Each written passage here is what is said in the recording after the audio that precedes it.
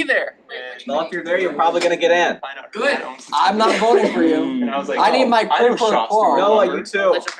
Wait, we have meetings tonight? Oh. Apparently, that's when Legend Affairs Noah, comes. you buy me Taco Bell for dinner? Legislative Affairs. That's bribery. Damn it. No, it's not. No, you. I'm not engaging that, and also I'm reporting you to ethics and standards.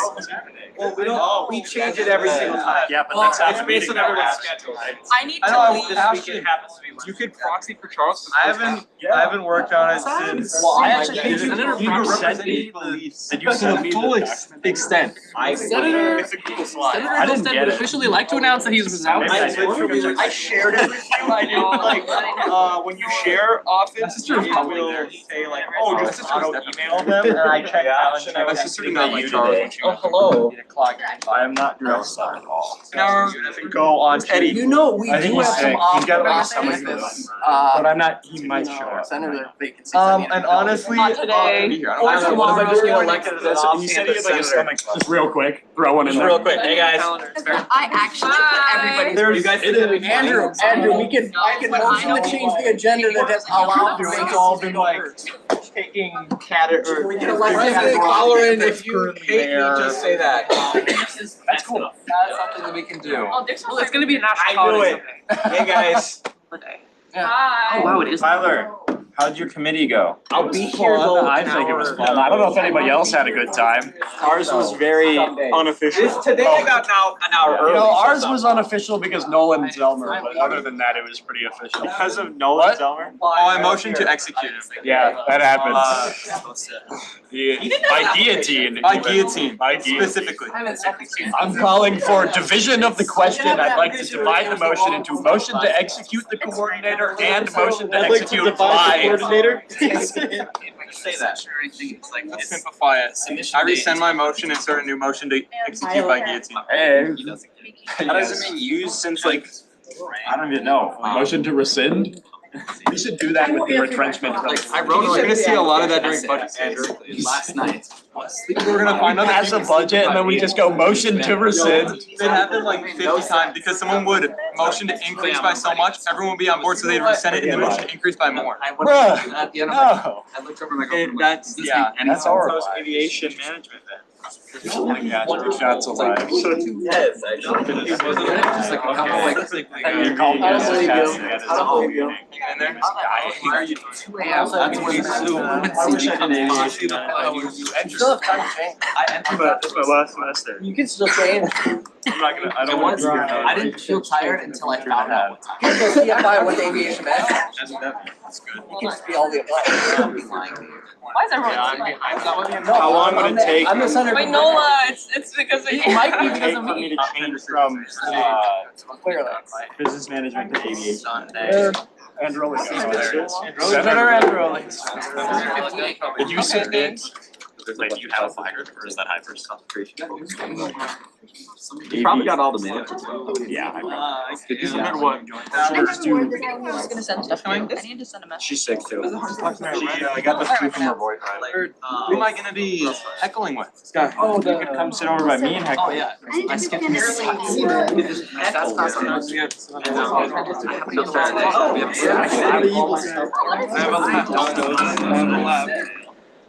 That's the only reason I'm here. Yeah, I got it. See, this is the newest one. Because they were literally talking about it. Which, if they do that, if they amend it, they have to. Aiden. Yeah, from what I was getting. Give us the it's a new guy. Ashton's ready to take your spot as soon as we leave. Great. So yeah, if this goes above 2 You're funny, I'm gonna leave the room. No, no. Stay here for an hour when I don't have to. Ashton, are you ready to be my proxy? No, I'm gonna leave the room. I need a Looking call. at me, it would probably be. Girly pop, I don't wanna take the bus home. You don't want to. Okay. You're a proxy. Okay. Oh, the attorney for. If there's a contested election. Okay, I got all of these. Has ever been removed from I could just like, I could just. Contested election. It's the You second. could do my speech I that I need have to to do all do. of these. No, that's what my brain stops. I would need to do all of these. It says it only specifies that there's no competence in these We're talking rules about Spanish history. if it's an unconstrained. Easy of Chile. Oh, you can vote no confidence, really. I know. It is, it's easy speech. Yeah. So if you don't think that any of them are qualified, you write no confidence on every single one. Dr. Fee gives you credit for all. Understand, really easy. That's like my Really, brain's really Yeah. easy. Super, Yeah. super easy. No, I always was. I think they can. No confidence. I did this in Very real fun. world. That we could all be senators. I know. We should expand the Senate. Theory of flight. Uncap the Senate, damn it. Yeah, okay, dude. You might kill yourself. I did this. Solve all the university problems. Or not that Yeah, way. I know. Theory of flight depends on It's like the. What's private Yeah. flight pilot doing? No, I think that's a lie. I'm actually considering leaving because Stokes is meant to. What? One dude. Just he won't let me apply. I wasn't trying to do this. That's what I heard. Making noise. Going off campus. You have to ask. There are two office. No, we should have, 3 allied senators. yeah, there should always wanna be be 7 allied health nursing, so that way none of Once them it's a get written it. rule, you can give it. Wouldn't that be great? I'm not breaking. Lilith, I'm gonna be real. We are so happy to You're not have breaking one. It's you. Dude, I have been trying to forever. Every person who I know who's in college, It's always, I don't have to tell people like I'm blind, but not. Yeah. That's what I just did. is not true. Not like filling out the application. Hello, everybody. Welcome to the 93rd Student Government Meeting for 4th of February 2026. This meeting is being conducted in CSU 238 and it's currently 4:02 p.m. and I call this meeting in order. We will begin with our land recognition statement. Student government acknowledges that we live, work, and learn in the homeland of the Dakota people, whose language frames our institution's name, Minnesota State University, Mankato. I'll begin with the roll call.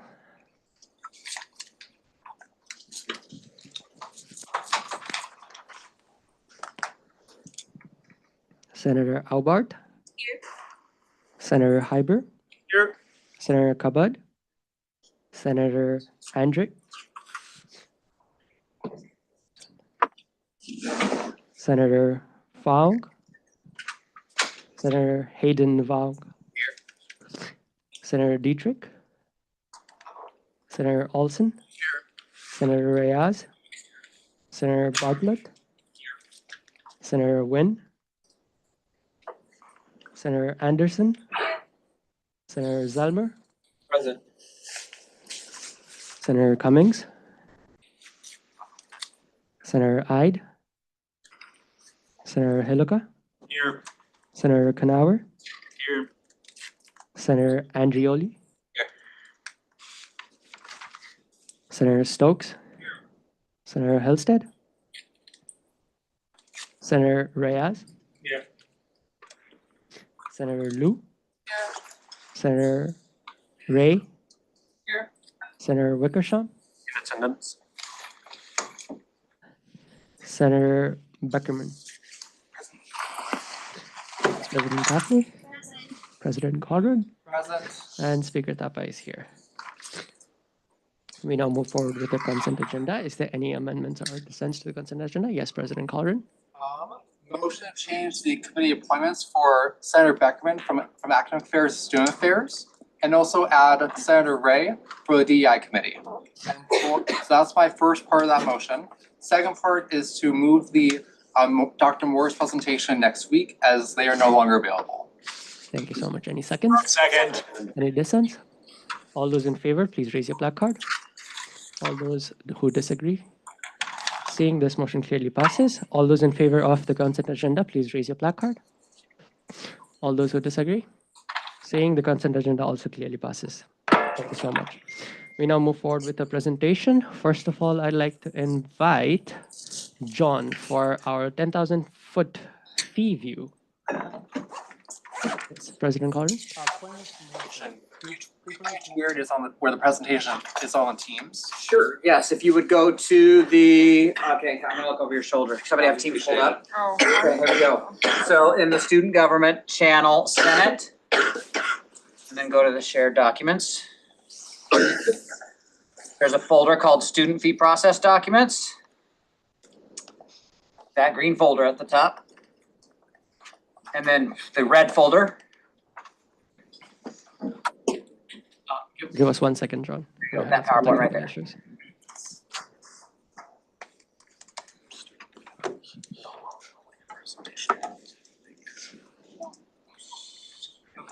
So my team's is running right now. I can't see the Senate channel. So I'm gonna have Senator Ray send over to Senate. Yeah, it's that one.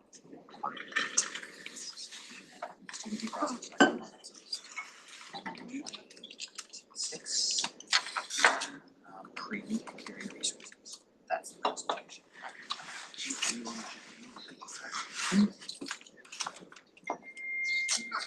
While they're pulling up the presentation, I'm going to give you all a little bit of overview. So hopefully you've got Teams pulled up. If you're in the Senate channel, you'll find a folder there called Student Fee Process Documents. And then there's a folder for this year. This year's 2026. So that's the folder that you're going to want to access. I have put a lot of documents and a lot of folders in that folder. Most of them are empty right now. Okay? Why? Because we haven't gotten the presentations yet from the people who are going to be giving you fee presentations. Some of them may still be polishing their requests, but they know that they are supposed to upload those before they come and present for you. Okay, so they'll be available for your review. But that folder has resources for this year. And then the big folder that I'm going to be referring to today is the folder that's called Pre-Hearing Resources for Senators. And that's where the PowerPoint presentation is that I'm going to go over today. Also in there, you will find a folder that contains all of the final documents from last year's fee process. So it shows what the fee requests and the approvals were. Attachment 1 is probably one of the ones that will be most intriguing to you, not intriguing, but informational. It shows the breakdown of all of the student fees and what was assessed or approved for this year. So that is, I will tell you, attachment 1 in last year's document folder is probably the best, most informative for you, but you'll see exactly what I send to the university president and to Dr. Brian Jones for his recommendation as well. Okay. So once they're able to get that PowerPoint pulled up, they're working on it still. Okay. I can pull up mine real quick.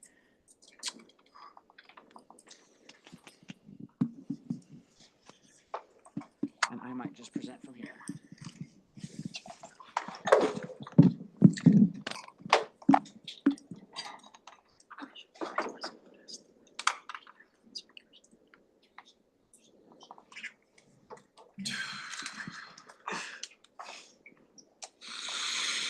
It's just like my notes, John, he's got it for everything.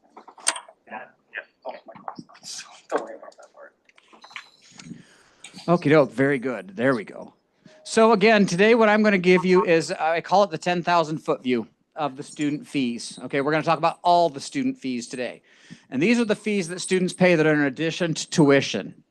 It's important for student government senators to realize and to be able to explain to their fellow students that there is a difference between tuition and fees. Okay, and the thing we're talking about today are fees.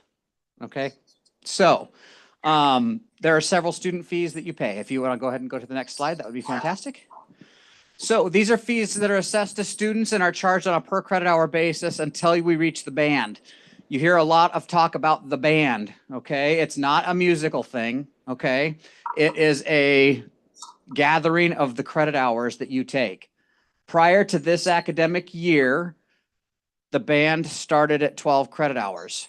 And it encompassed the range of 12 to 18, meaning that you paid the same in tuition and fees for 12 credit hours as you did for 18. And then if you were taking more than 18, you would start paying a per credit hour rate again on top of that banded amount, okay? Starting this year, the band was changed, okay? The new band is for anything 13 credits and above. So if you take more than 18 credit hours, you're still going to pay the same as you were paying for 13 credit hours. Okay, so that new band is set at 13 credit hours for this year. These fees are not optional for students. They can't choose which ones they want to pay. Okay, these ones are ones that are assessed to every student, except, as you can see in here, PSEO students. Okay, those students by state law don't pay tuition and fees. Okay. so that they are not assessed the same, tuition and fees. Starting next year, all other students will be paying all student fees. The reason I say that is because there are some this year that are not being assessed to all students. Okay, there was a gradual dip our toes back into assessing all students, all fees. This year, the athletics fee, the student activity fee, and the technology fee were being assessed to all students. Next year, the student union fee will kick back in, the sustainability fee will kick back in, the student health services fee will kick back in, and those will be assessed to all students in all programs on campus. Okay? So any questions about this? I want to make sure that you understand this, because as we get into this process, your biggest thing is to understand what we're talking about. And so there's no question that's a dumb question, okay? I just want to make sure that you understand that. Yes, Senator Wickersham. Can I recognize? Thank you. What students weren't paying all fees this year? The students who were enrolled in degree programs that were considered wholly online degree programs, okay? They were not paying student health, student union, sustainability this year. They were paying the other fees. Okay, great question. Okay, any other questions about things on this slide? Okay, we'll take the next one then. So the student fee process. You're going to hear from several departments over the next few weeks that are fee-funded departments or functional areas that have worked over the past several weeks to develop their budget request for next year. They're taking a look at their costs, other revenues that they may have, and all of that, and trying to figure out a per credit hour cost that they think it's going to take to operate their budgets or their year next year. Okay, we operate on what's called a fiscal year, a budget year, and our fiscal year begins July 1st and ends on June 30. Okay, and we always refer to a fiscal year as the year in which it ends. So if we know that a fiscal year ends in June 30, what fiscal year are we in right now? Yes, I heard it, fiscal year 26, which means all of the budget requests that you're hearing starting next week, 2 weeks from now, it's 2 weeks from now, are for fiscal year 27. It will end in July or June of 2027. It will start July 1st of this year. Okay, so that's what we talk about when you hear me real quick talk about FY26 versus FY27, we're talking about fiscal year 26 and 27, okay? So these departments that are funded by student fees have developed their budgets and they are reviewed by advisory committees made up of students, okay? Who here sits on one of those fee advisory committees? Anybody in the room? Okay, you see several senators who will end up serving on those. There are non-senators who serve on those as well. There's the Student Health Services Advisory Committee. There's the Athletics Fee Advisory Committee. There's the Sustainability Fee Advisory Committee. There's the Student Union Board. The Student Union Board is the board that is the sounding board for the student union fee. There's SAC. That's the board for the student activity fee. Okay, so and then Brian has the Technology Fee Advisory Committee as well. So, and there's a committee of students, or comprised partly of students at least, that has provided input in the development of these budgets. Okay, so student input has already been had. These fees and requests are going to be presented to you starting February 18th. Okay, that day we know that Student Health Services is going to be presenting their budget request and fee request for next year. Okay. We're also we're scheduled to have another couple of fees discussed at that meeting. There may be an adjustment to that as there's a new staff member on campus who's going to have some significant input on the campus rec facility fees. And so we may need to adjust the schedule a little bit to accommodate for that new staff member on campus, but we'll update you there too as well. So those presentations are going to be presented to you. Except for the student activity fee funded areas. Those departments are presenting to SAC right now first, okay? They're presenting their request directly to SAC and SAC will make a recommendation to you, okay?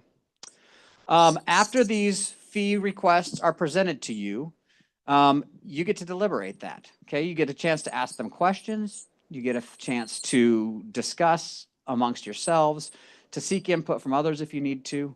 You're not going to vote on any of them on the day that they're presented. So there's time to do a little bit of research, okay? If you have questions about them that may need to be asked on the floor, you can ask them on this floor. If you have specific questions and want to talk with somebody, contact the department directors for those. I guarantee you, if you have questions about the student health service or the student health fee, Antonia is not going to have a problem if you reach out to her and say, hey, can I ask you some questions about this? I have questions about what this means. And it might dig a little bit deeper than you can go on the Senate floor. Okay? Those folks are going to be totally open to that. So you get a chance to do that. But you'll deliberate on the recommendation, on your recommendation regarding the fees. And sometimes you'll look at it and go, yes, they've done a good, responsible, they've been responsible with the fees. They've done a good job of deliberating or making a case for what that fee is. Sometimes they'll come in for an increase. Sometimes they will not come in for an increase. Okay? There have been years where some groups have come in and said, we don't need as much as we had last year. We can come in for a decrease. Okay? We also may see a bit of a decrease in the per credit hour fee based on the number of credit hours that they're projecting next year. I mentioned earlier that we've got more fee paying students coming on board. That has adjusted the number of credit hours that is going to be in play for next year. So you might see some adjustments based on that as well. Once you make your vote, you will vote on each fee individually. Those recommendations go to Vice President Jones, who will then make a recommendation to the president based on those.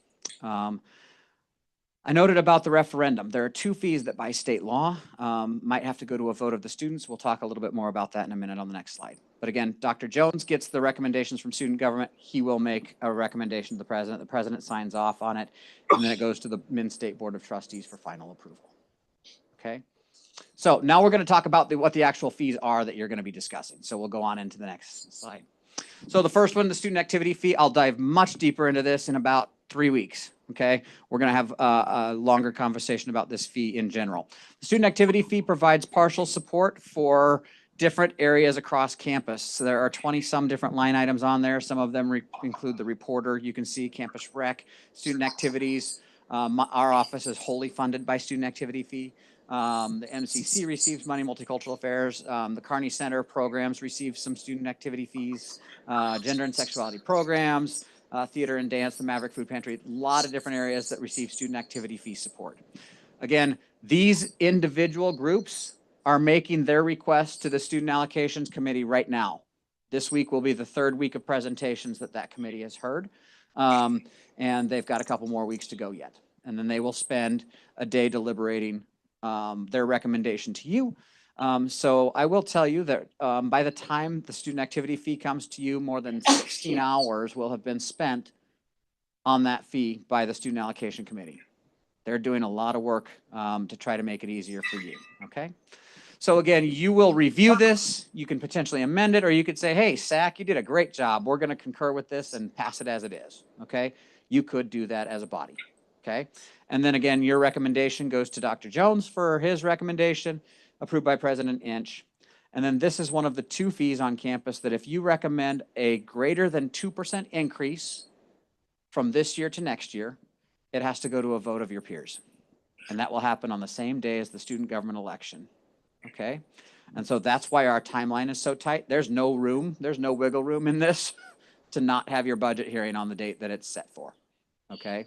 So, so this, if you're going to recommend more than 2% increase, it will go to a vote.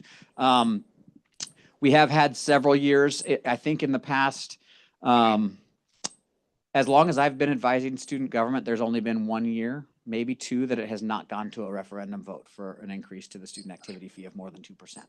Okay. And so that is something that you will vote on as a group and make a recommendation. In that process, when you're making your budget, if you are going to recommend a greater than 2% increase, we'll have to come up with a second one. That is the default if it should fail at a vote of this referendum. But again, we'll talk more about that as we get in a couple of weeks. This, like tuition, is assessed at a per credit hour and up to the band of 13 credit hours for this year. That cap of $174 per semester is mandated by the system office. Okay, and has been passed by the Board of Trustees. So we can assess students no more than $174 per semester in student activity fees. And you can see where we currently are at $962 a credit hour, banded at $125.04. Okay. Again, what happened last year when we did the budgeting is we were building a budget and the fee based on a 12 credit hour band. That amount has been now spread out among 13 credit hours. And so the banded amounts are off just a little bit this year compared to the per hour credit fee, but this will be back to normal after this year as we get into this, okay? Any questions about the student activity fee, what it does in your process? Yes, Senator Zelmer.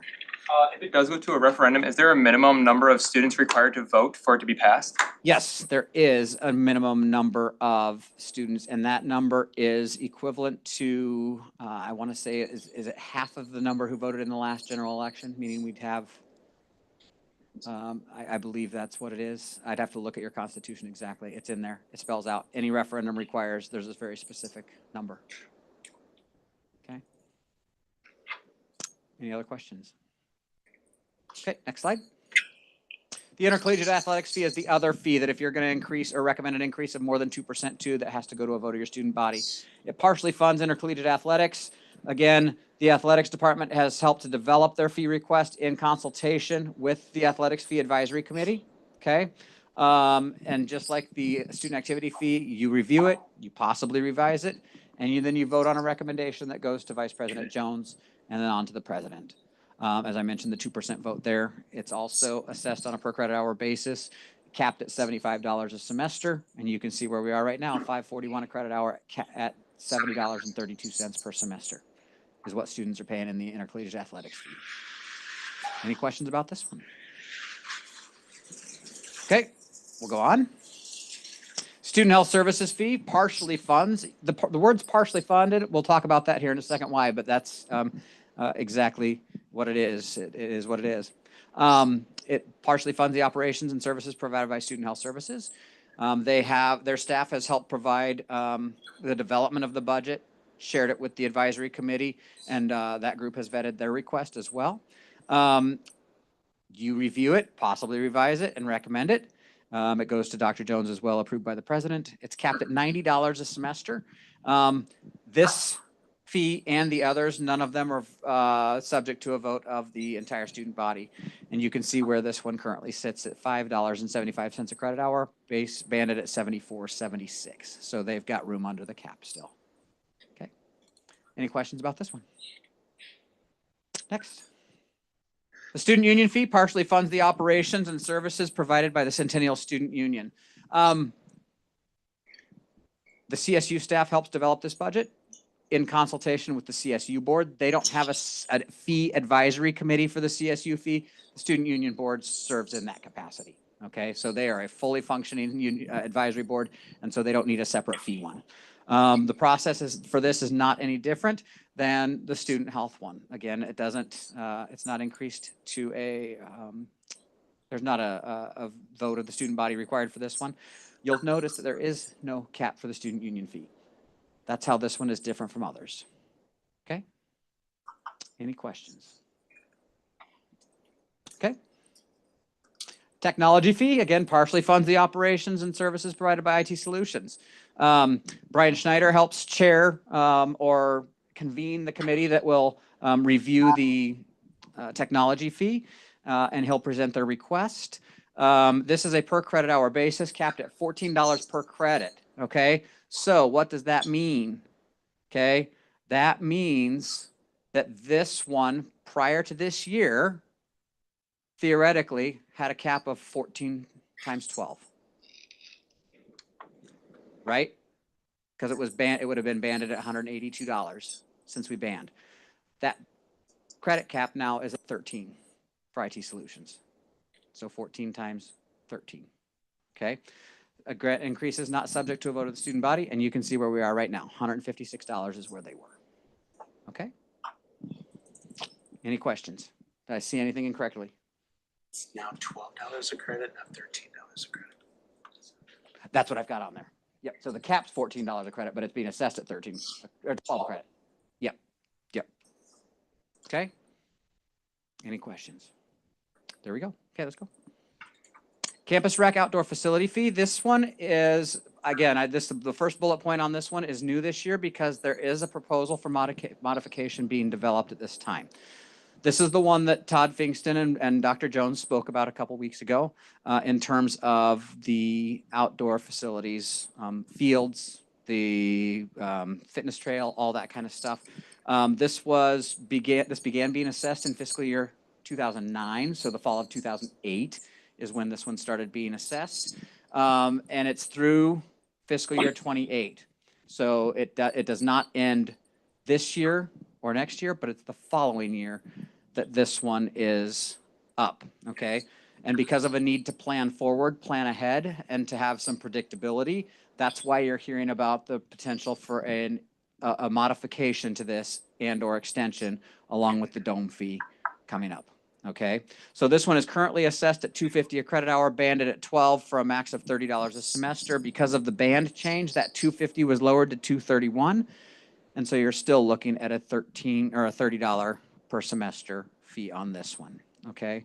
So this one has already been approved through fiscal year 28. If it's to be modified or extended, that's what student government would be making a decision on or recommendation on based on information that we hear from Mr. Todd Melchior, the new director of Campus Rec, and Dr. Jones as well. Okay, any questions about the outdoor facility fee for Campus Rec? Okay. The seasonal sports and recreational facility fee, so this is the bubble, the dome, okay? Again, this one is through fiscal year 29, so it's set to sunset the year after the outdoor facility fee. It's assessed at $83 a credit hour, which has been lowered to $77 because the cap is that $10 a semester for the band, okay? So that's where we are with this one. Again, this one does not need annual approval, but this is represented in the current structure. There may be a modification suggested or requested to this one, again, for that predictability and ability to plan long range. Okay. Any questions about the dome? Nope. Okay, sustainability fee. This is the newest one. This one was assessed for the very first time last year. We are in the second year of this fee. And this one provides for funding of sustainability related issues on our campus. It is wholly used to help subsidize the busing program that all students, faculty, and staff have access to across campus and in town, okay? This one is capped at $20 a semester, which is $1.53 right now per credit hour. So we are at the cap actually on this one, because if you increase that per credit hour rate by even a penny, you are over that $20 cap, okay? And so that's why you see that odd amount that is right there. So Mr. David Cowan convenes the committee that will make its request on this. My guess is that they're going to come in and request to stay at the cap, okay? Because the costs have not gone down on the busing program. Am I right? Well, we're greedy. We want more. Okay, got it. So my guess is that you will see a very similar request to maintain this fee at its current cap. Okay, and so as more campuses across the system start to utilize this fee, especially those who help contribute towards busing costs, you might see down the road lobbying to have the system office raise this cap. Okay, if we're going to maintain the level of service that students want.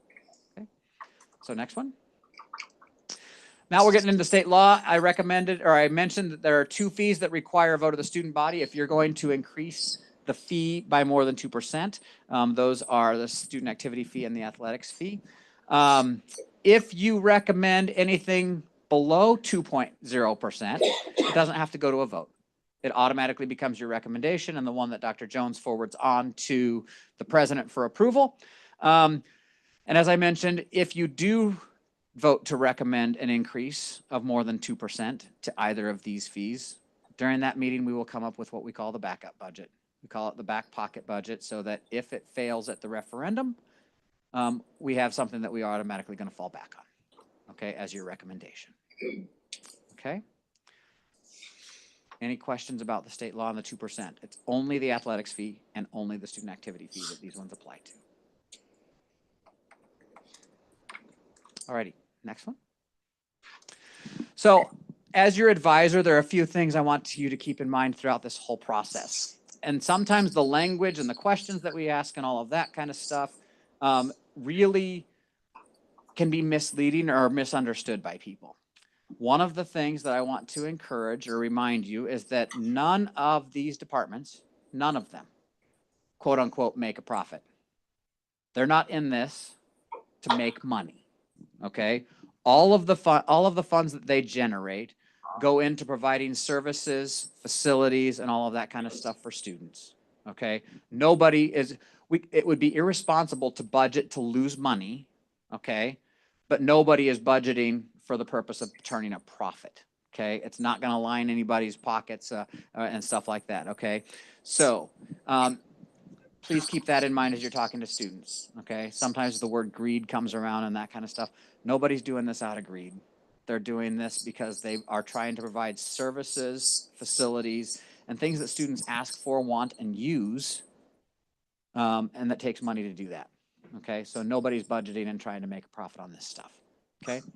Throughout the process, if your question is a basic one, such as what do you spend your money on, okay? This is where I talked to you about needing to be prepared and reviewing the information provided to you. You should not be asking questions on the floor that are answered in the department's presentation or the materials they've already provided you, okay? So that's where you got to do your homework. When they upload stuff to those folders that I showed you how to get to or talked about how to get to, review it. Take a look at it, and please do not ask questions on the floor that are answered right there in those documents for you. That's what those documents are provided for. This process takes long enough without spending time asking questions that are already answered for you. Okay? If you have other detail-oriented questions, you'll notice that you have the opportunity. There are a couple ways to ask those. One, there's a Word document for every one of these fees in that folder where you can type a question. That folder has been shared with all of these departments that are asking for fees, okay? And they will review those and be able to provide written responses. Okay? You can also ask them on the floor during the question and answer session if there's something to dig deeper, if it's something that you think everybody around the table needs to hear. If it's something that you're just really curious about and want to get deeper, I'd take some time outside of the meeting to meet with them and ask those questions or to put it in writing, okay? One of the things that when it comes to these fees, you might see something or see a line item in a budget that says we're going to buy, I'm trying to think, we're going to buy a wading pool and we're going to fill it with bottled water in the middle of our office. And you might see that in a budget. I'm just using that as a very hypothetical, not real thing. But a group has said we need to get a wading pool and fill it with bottled water in the middle of our floor, okay? And that's what we're gonna spend some money on. You might see that and disagree with it, okay? And might say, we're not gonna fund that, okay? Your intent might be to reduce funding so that they don't go buy a wading pool and fill it with bottled water in the middle of their floor, okay? But I'll remind you that when it comes time to operating their program, it's ultimately that group's decision. If they are insistent upon having that wading pool full of bottled water in the middle of their floor, if they think that's essential to their program and their department, it's their prerogative to spend it on that, okay? So while you might have an intent or have a recommendation for them, that kind of stuff, those departments, when they receive their funding, if it's something that they are insistent upon or that is critical to the mission of their program and department, they're going to have the ability to spend the money on those things, okay? And so you can give your advice, you can give your guidance, you can let them know what you think, that kind of stuff. But ultimately, when it comes down to spending, they'll have that prerogative, okay? Yes? Clarify on that point, doesn't mean you can't reduce their budget. Right. It's not saying that they can use the money that's reduced to spend it as they want to. Yep. Make sure you know that you can reduce budgets. Yep. If they think that they need to spend their money on the wading pool full of bottled water, they might just say, okay, we'll spend less money on pencils. Okay, and take it from somewhere else in their budget. Okay. Your single biggest obligation in this whole process is to be prepared and informed, attend meetings, pay attention. This is the reason why the cutoff for filling Senate vacancies is when it is. Okay. If we get more people to come in late in the process, they're not going to be informed and be able to make good decisions throughout this process. That's why we have that cutoff. So we encourage you to attend the meetings, to be present for these, pay attention, review the documents made available to you. If you need clarification, ask, but also make sure that you review the materials and try to not have to ask questions that have already been answered for you. Okay. Next. Is that it? Okay. Very good. Okay. This is a very cool time of year. This is when you become some of the best informed students on campus. Some of you already are really well informed about stuff on campus, but this is when you get a good understanding of how things operate, okay? Being able to explain the difference between tuition and fees, getting ready to talk about where people's fee money goes. You're gonna see that, you're gonna hear that from these departments, okay? So, but you have a very big workload ahead of you. Again, I remind you that the Student Allocation Committee and the other fee advisory committees have done a lot of work for you and are trying to make informed decisions and put good well-reasoned recommendations in front of you. But again, you have the ability to ask questions, to make revisions, and to make a solid recommendation as you see fit, okay? You've got some good veterans around the table who've been through this process before. Again, a lot of the people sitting in the gallery around the room have also, they're very willing to talk to you about the things that they're gonna be asking for and putting into their requests. So please don't be shy in terms of asking about that. Today's presentation was again a 10,000-foot view look at all of the fees. We'll dig deeper into the athletics and student activity fee in particular in 3 weeks, okay? So if you have questions or if you have not yet been added to the team or can't find how to get there to where these documents are going to be stored, let me know and I'll be happy to point that out to you. So, thank you. Thank you so much, John. Do we have any questions before John moves to his seat? All right. Thank you so much for your time. That was a wonderful presentation. I'll open the floor for open forums. Do we have someone in the gallery for open forums? Yes, you may please proceed to the podium.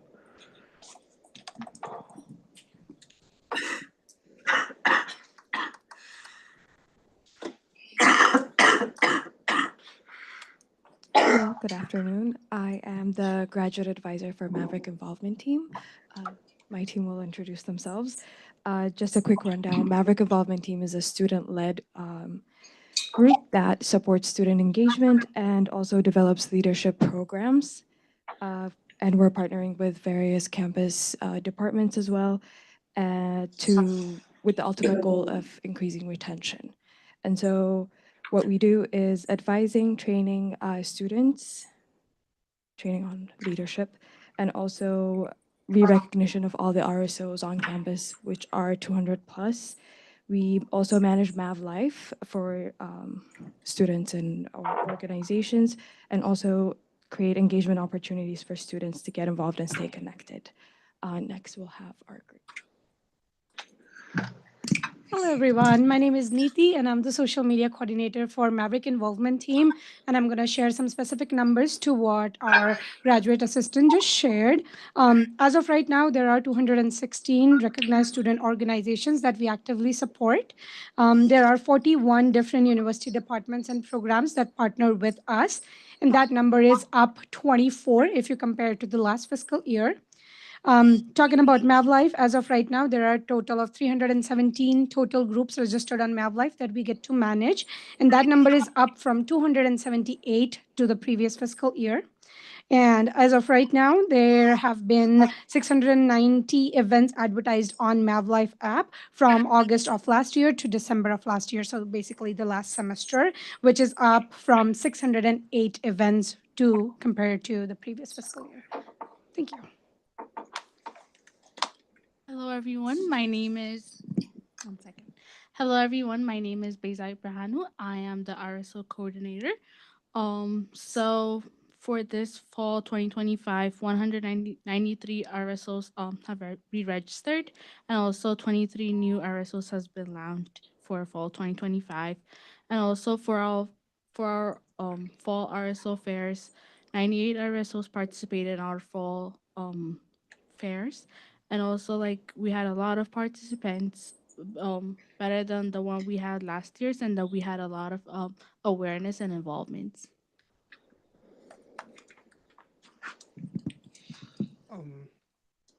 My name is Yodahe Kabara. I am the leadership educator coordinator of MIT. Regarding leadership and development, in the first 3 weeks, we were able to host 2 leadership lives. Leadership lives are events where students can attend, and through attending, they can get experience on how to utilize campus and campus life. And students get a badge for every attendee, and at the end of the semester, they also get a recognition certificate of saying that they have the competency of leadership. In the first 3 weeks, we were able to host 2 of them. We also host RSO officer training sessions. The leadership lives occur every Monday from 5 to 6. This spring 2026, we have a record-breaking attendee number of attendees. We have 60 plus attendees so far. Also, we're the ones that hosted Prescott RSO Fair. Most of you, I've seen some of you there. We were able to bring 74 RSOs to participate in that event. And for the coming weekend, we also are the ones hosting the Winter Leadership Retreat on February 6th to 8th. We know some people in this room are going to be attending to that event as well. If you have any questions, feel free to ask. Thank you so much. Do we have any questions, senators? All right, seeing no questions, thank you so much for your time.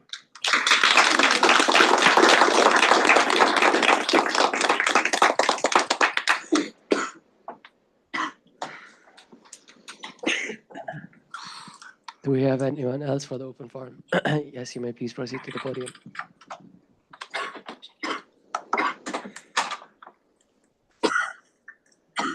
Hello, my name is Crystal Watts. I'm the Assistant Director of Community Engagement in the Student Activities Department. Apologies for my voice, I'm getting over a cold. Many of you have gotten to work with us, and I've had the pleasure of meeting several of you and working with you. I'm on the Student Basic Needs Committee, and I wanted to give you a couple of updates on some things that, that I've been talking about. The biggest one being Swipe Out Hunger.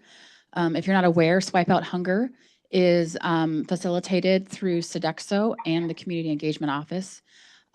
We on Mav Life accept applications from students who are facing food insecurity, usually on an emergent basis. They can fill out the Swipe Out Hunger application. They find that link in the Dining Services portal, and that takes them to an app that they can fill out on Mav Life. It is within the Mavs in Action shell. That is our student volunteer leadership team. That form on that shell is accessed only by myself, and nobody else is able to see it for privacy reasons for every student that applies. Has anyone here not heard of the Swipe Out Hunger program? Okay, so if you're all familiar with it, there were a few changes that we implemented beginning fall of this year. We set the number of apps swipes per applicant at 5 swipes. Because of the intensity that we flew through our swipes last year, we now have a 2-week usage rule. So you can apply the first time, no questions asked, you get 5 swipes, and you have 2 weeks to use them. The reason we put the 2-week rule on there is because we found some students were maybe kind of stockpiling swipes and then reapplying because there was a real fear that maybe at some point, you know, they wouldn't be without. There was no sense of bad behavior on that part, but this is a finite resource. And so we implemented the 2-week rule, and then Sodexo goes through after that 2-week mark, and they recollect any unused swipes, which goes back into the pool. The Swipe Out Hunger program is a generous donation by Sodexo, and it's based on a percentage of the total dining dollars and meal plan sales campus-wide. So typically that will net the program about 4,500 to 5,000 swipes. That seems like a large number, but if every single student were to have an immediate need today, that wouldn't even cover a quarter of our students just for that one time. So that's why we had to implement that rule. And then you can apply a second time, but when you do, in Mav Life, it will come back as a rejection, but there are instructions there that say you need to set a meeting with me if you're going to be reaccepted into that and get another 5 swipes. The meeting, I call it a food resources meeting. So we have 3 different immediate entry points in access to free food aside from Sodexo Swipe Out Hunger. We've got the Maverick Food Pantry, there's the campus cupboard, which is right on the periphery of campus, and then you as student government fought to have bus route number 7 go directly to the Echo Food Shelf door downtown. But many students don't realize that we have all 3 of those things that they can have immediate access to. They don't realize that they can visit all 3 within 1 week. They don't realize that they can go to Maverick Food Pantry and Crossroads once a week, every week. And that Echo, they can go to Echo once a month for the main shop, but that Echo puts out additional items as their donations increase every week. They also don't realize that when they're filling out forms for Echo to talk about household size, they think that because they're living maybe with 4 or 5 roommates that they're part of a household of 5. They're not. They should be claiming themselves as a household of 1, each student, because that means that they are the only one they are responsible for. So this food resources meeting talks about all of those options and more. And it's a great way for me to connect with students and potentially ferry them on to other resources that they may be having. Part of my connection with the Student Basic Needs Committee is not just to make sure that we understand our food resources, but we talk about housing, we talk about domestic violence, we talk about access to health services. There's so many things and aspects in a person's life that can go wrong. And food is likely one of those first access points that they have to getting help. So that's why after the first time they apply, if they apply again, they have to have an appointment with me in order to be approved a second time, because that can often shed light on other things that they may need access to. So it brings that human and dignity piece back to the student, and it helps them understand that the struggle, it might be real for them, but they don't necessarily have to struggle that hard. That shouldn't be part of the college student experience. I wanted to let you know that we're 24 days into the semester, and I've already approved 165 applications. Over half of those were within the first 10 days. And most of the time I come back on a Monday and somebody's had a really hard weekend, that's when I see the most applications. My inbox is full on Mondays. We have certain strategies that we discuss with students and we let them know. You know, stretch out those 5. They're meant to be an emergency situation. And so if you can't get your life reorganized just to get access to food within that 2-week time, then we're looking at bigger problems, right? It's not just an emergency situation, that's prolonged stress that has an impact on your studies and your access to other things to remain the amazing human beings that they are. So I just wanted you to be aware as an organization that Swipe Out Hunger is still going strong. We're very active. Typically, the requirement is that there is an ambassador from student government that represents the Sodexo Swipe Out Hunger. I have not had somebody in that role in 2 years now. I can run the program, and clearly students are finding the information, but I would really love it if somebody from student government could step up and be that ambassador to represent Swipe Out Hunger. Sodexo provides the graphics and artwork for that.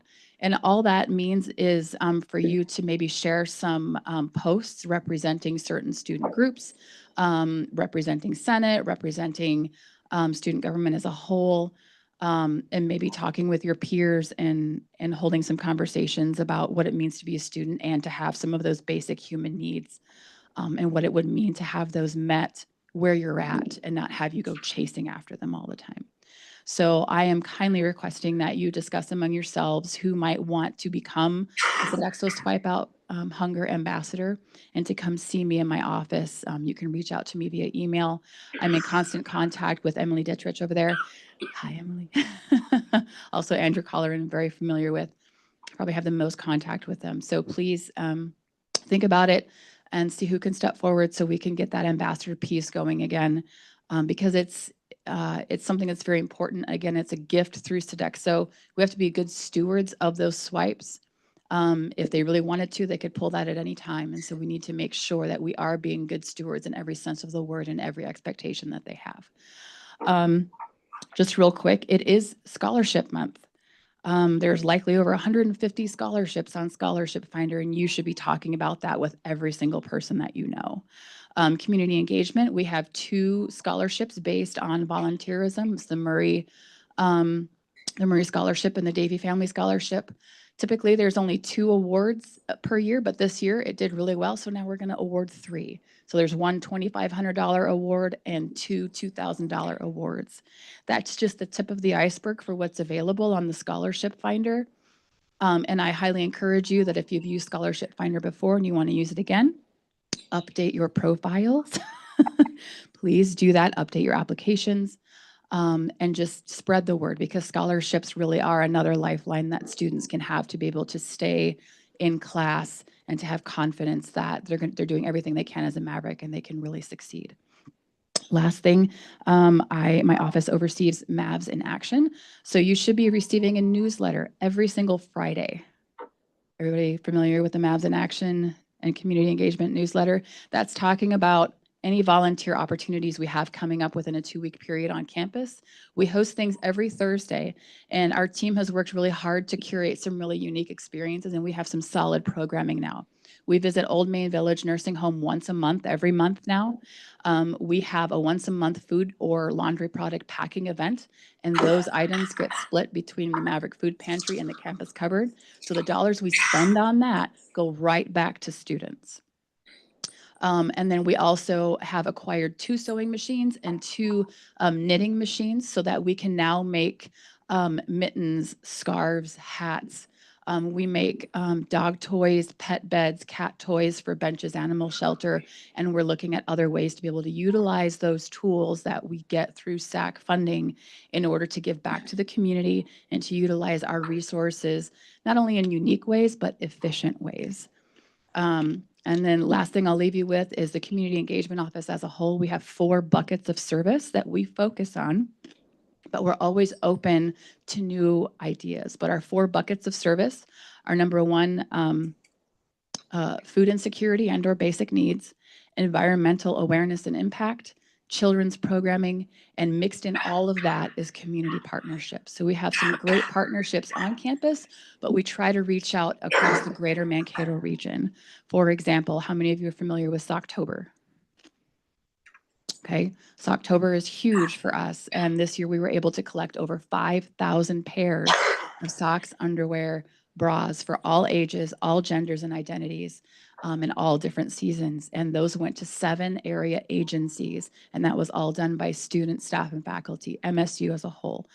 So that's just one of the awesome programs that we have running out of our office. And that's Mavs in Action. We'll have a book drive coming up soon. So I'll likely pop back in here maybe in a week or 2 for another little 5-minute round just to talk more about what Mavs in Action is doing. But number 1 thing is I wanted you to be aware about Swipe Out Hunger, to ask for that ambassador and let you know that it's a very alive and active program, and it really is serving your fellow Mavericks. Thank you so much. Do we have any questions?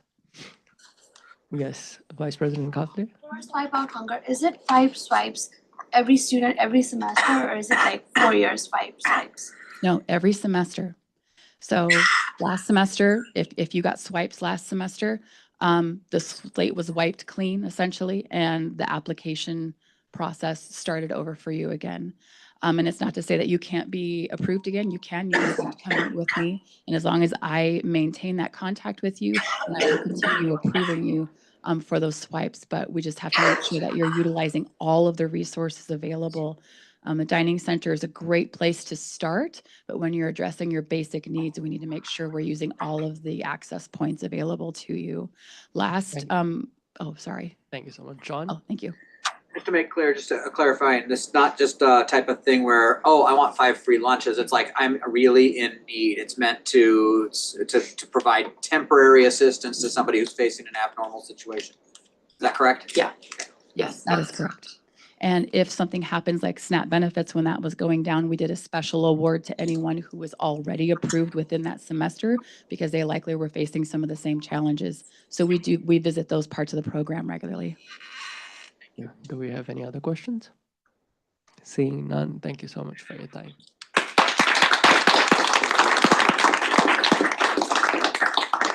We now begin with our Dean of the Day. There was a slight change in plans. And our Dean of the Day is supposed to be Dr. Mohammed Alam from CSET, but he's not here now. So we will continue with officer report and get back to him once he is in the room.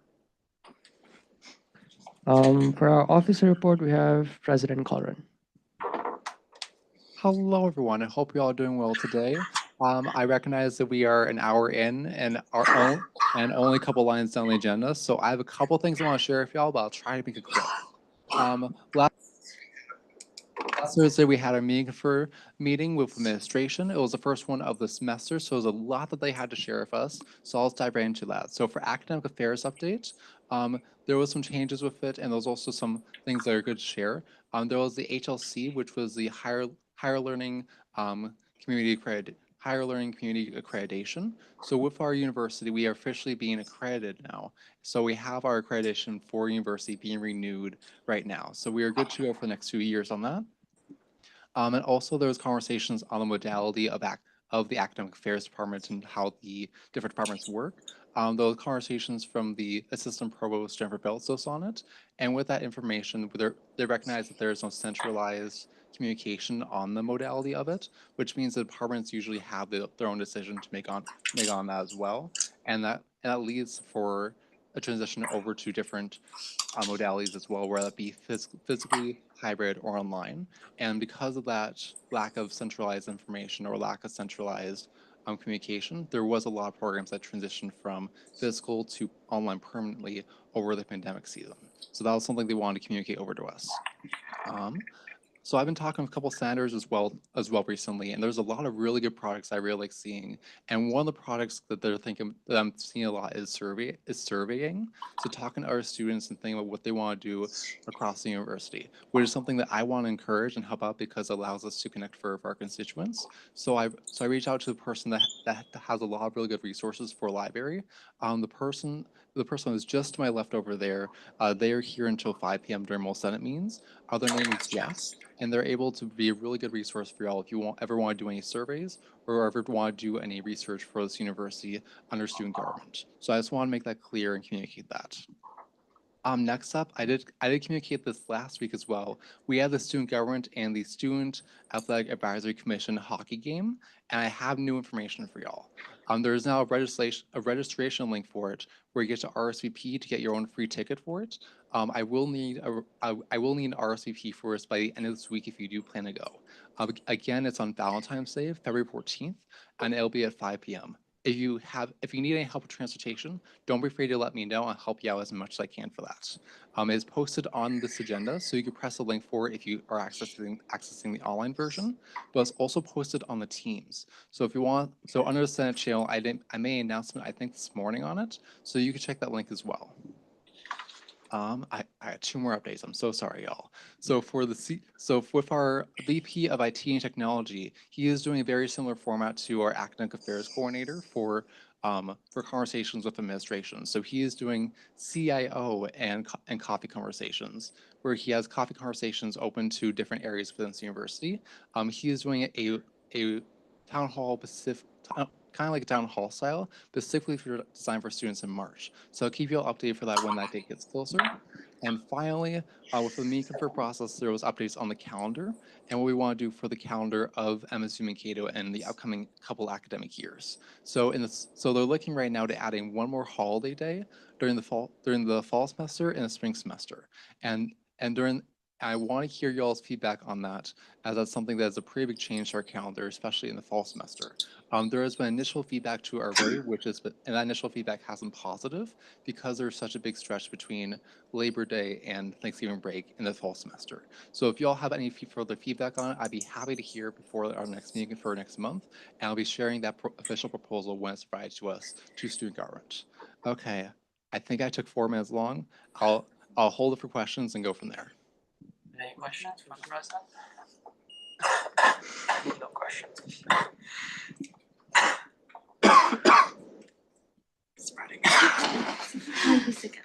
All right. Now we have Vice President Guthrie for officer report. Hi everyone, welcome back to week 4. I believe week 4. Week 4. And I'm ready to be done. So meeting updates. So for meeting updates, we meet in Confor last Thursday. Not my proudest moment, had a really bad breakdown there. But President Gordon already covered CIO related items, like when the timing is there, either me or him will announce the dates and it'll be open for you guys as well. The other main things that we discussed was concern regarding locking doors, which was brought up last Senate. We did talk to that with the President's cabinet and they acknowledged the fear. However, they did mention that resolving it will take some time because it's a big university and locking all the doors is not really feasible like when we say it. So they're in talks for that. The other one is regarding tuition. I briefly discussed about it with you guys a couple of weeks ago, I believe, our first Senate saying there might be a potential tuition increase. So now they're considering either 3%, 5%, or 7% increase in tuition. And we have clearly stated that this is not feasible at the time. Yes, I do understand that university is trying to increase it because of inflation. However, at the same time, students are experiencing inflation too, and it is really unfair on them to have additional 3, 5, or 7% in addition to 8% tuition increase that we had last semester, and we have made this position very clear. We also attended diversity dinner on Friday, and it was a really beautiful event. Thank you to those of the senators who did join us there. And over the weekend, me and President Gordon went ice fishing with Maverick Adventure. It was so cold, but it was so fun. We had so much fun. Thank you, Sam, for inviting us. The other one would be Moonshot update. The VP Morris was scheduled to be present today for his presentation, but since he's out of town, we decided to postpone it to later week. But Moonshot has been making progress with new agendas. I did have a meeting with him this afternoon, and he did share some with me, but he will be present here probably next week or sometimes in the semester, and he will share more details with you guys. In terms of upcoming meeting, we have one-on-one with President Inch tomorrow, which has been postponed since like 3 weeks now. But we have one tomorrow morning, so if we have any updates, I'll give you guys an update next Senate. We also have budget meet and confer scheduled for next Tuesday, which President Gordon will be attending. We have expanded cabinet meeting tomorrow as well, so coordinators, please be there. The other one in my agenda is Peter Poverty event. Last week, your current peer and marketing coordinator sent an email to all of you guys, I believe, talking about Peter Past Poverty. We will be needing 10 members to participate. It's basically riding a stationary bike for 20 minutes. It's a voluntary event. So if you guys have gotten that email, please sign up if you're available. That day, it's Saturday, February 21st. And please send your name and your t-shirt size to your peer and marketing coordinator, or just send it over to me and I can forward it over to her as well. I think that's pretty much everything. Okay, upcoming events. So we have a lot of quite few upcoming events hosted by student government. So first one would be town hall by coordinator / Senator Ganawar regarding scholarship. Again, this is scholarship month, so just please attend. It is on Thursday, February 19th at 5 p.m. on Library Southwest Corner. And the other one is Coffee and Conversation, which is happening Wednesday, February 25th, organized by Coordinator Hiloka. And it's from 12:30 to 1:30 p.m., the same location. And one additional thing, we were about to announce Senator of the Month today. We already have 2 senators in mind, which we will be announcing, but we didn't have the certificates ready yet. So I will be announcing, me and President Gordon will be announcing that next week. So something to look forward to. I think both of them did an amazing job. So you'll see who it is. And yeah, that's pretty much everything for me. And any questions? Do we have any questions for Vice President Kathy? Yes. What time is the Pedal Pass Poverty Pass? It's Saturday, February 21st. Give me a second. I will pull it up real quick if I have the time.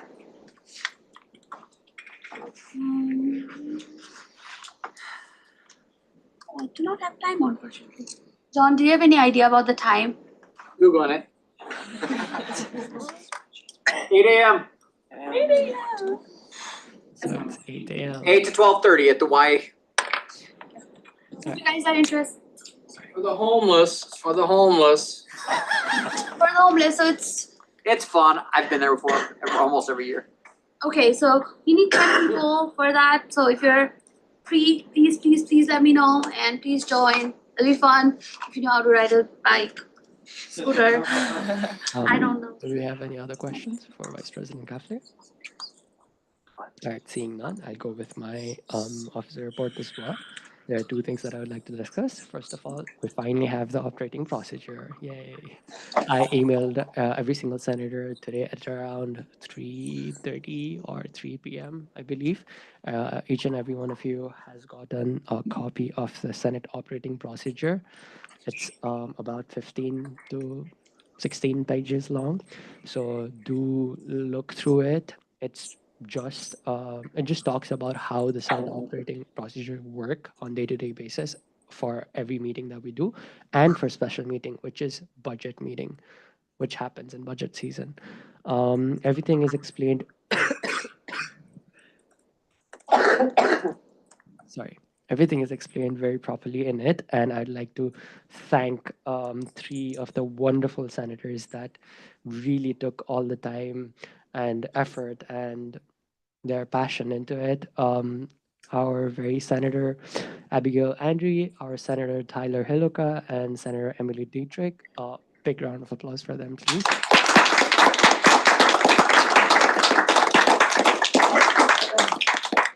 They are the one responsible of creating this document itself. I did have my own time to go through them and then make some edits and stuff as well. We will be discussing about this in new business as well. And that is all. Apart from that, I'd also like to remind everyone that 11th of February, 5 p.m., we have an event going on in Wissink Hall 121. It's a retro gaming night, student government versus student affairs. So make sure you guys are prepared for it. With saying that, I am open for any questions. Do I have any questions?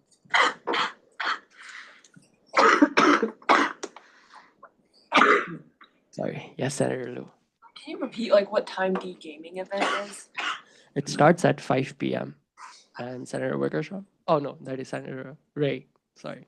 Are you okay? Not really. Sorry.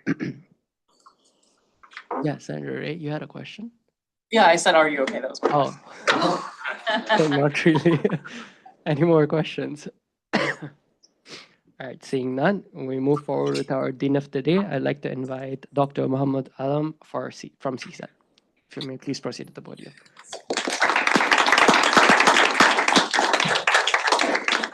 All right, well, I'm glad to be here. Actually, I got a very short notice that our previous dean could not come. So I said, well, I'll be there. I will enjoy to be here. Okay.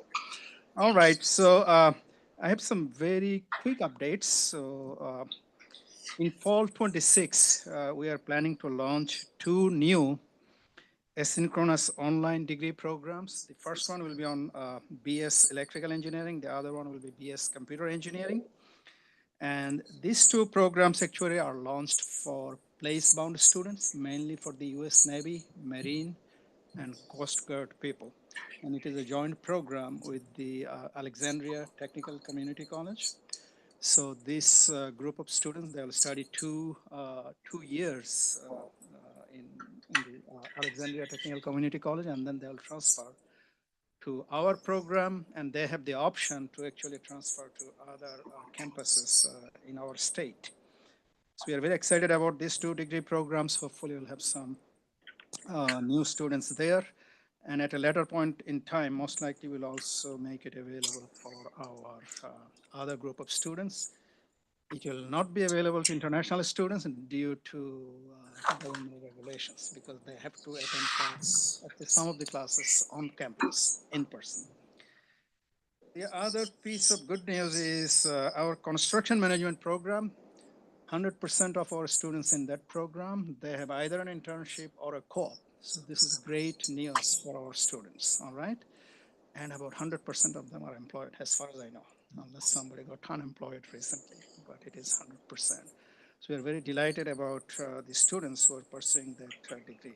It doesn't mean that our other degree programs are doing bad. They make good money. And I would encourage all of you to spread the word that we have some really new programs in niche areas. So I mentioned it in my previous appearance here. One of them is the BS in Automotive Engineering. This is the second program in the entire country in the US. Okay, the other program is at Clemson. So if you can spread the word, that would be very helpful, especially with the growth in electric vehicles, hybrid vehicles, and the kind of electronization and digitization of the vehicular technologies. I think this area of workforce need is becoming very important. So we want to make sure that we fill that gap. The other undergraduate degree program is in robotics engineering. Again, this is the first program in the state of Minnesota. And this is an emerging field. There is a lot of demand. So we'd encourage you to spread the word so that we bring more students in that program. So these two programs we launched effective this last fall, actually. So those programs are ongoing. We have the first cohort of students there. And then there are two other programs that we transitioned from technology to regular degree programs.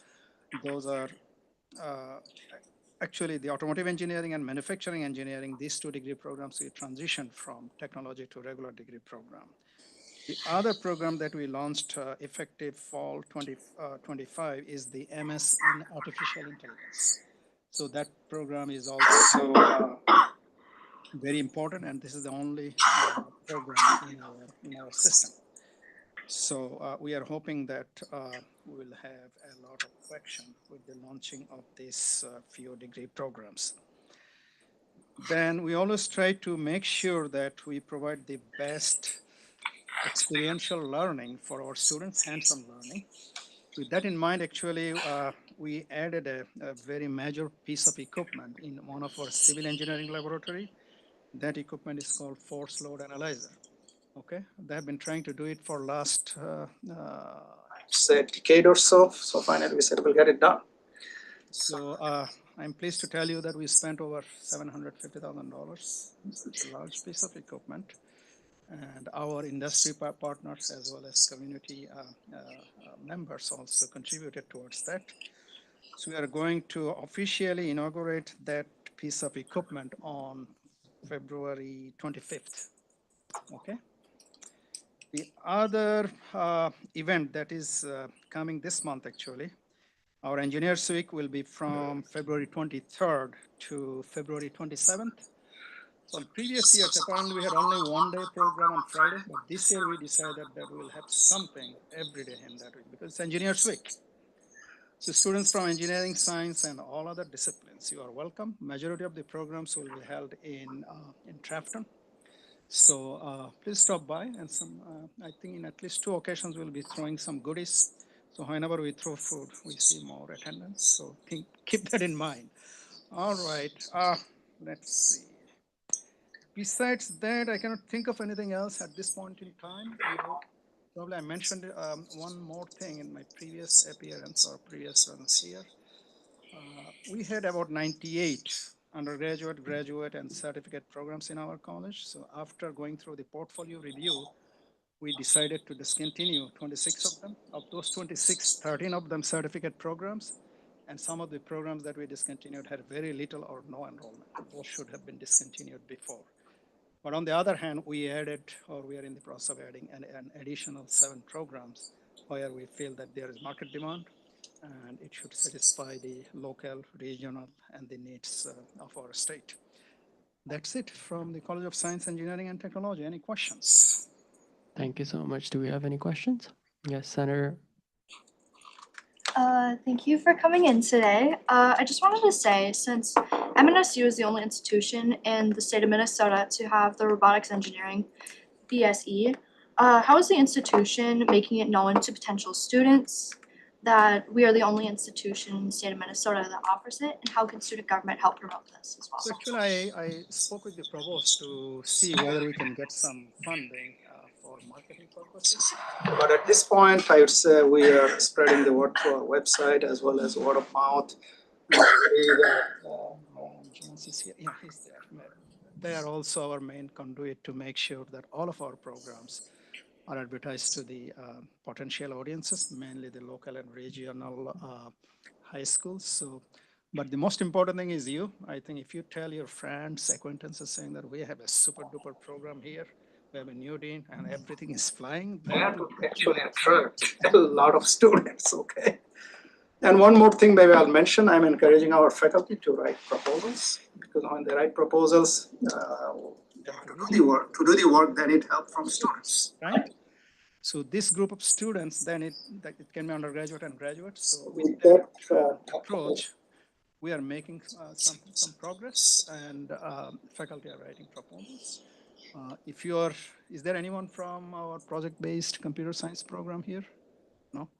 Okay, so in that program, what they do, they actually work for a company called Maverick Software.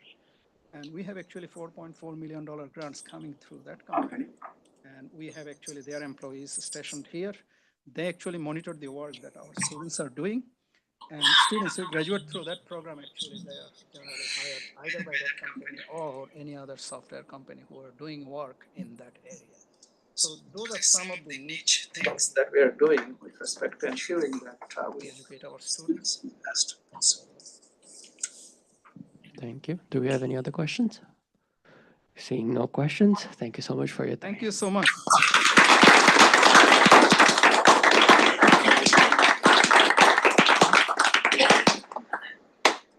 We now begin with our senator report. First of all, Senator Dietrich.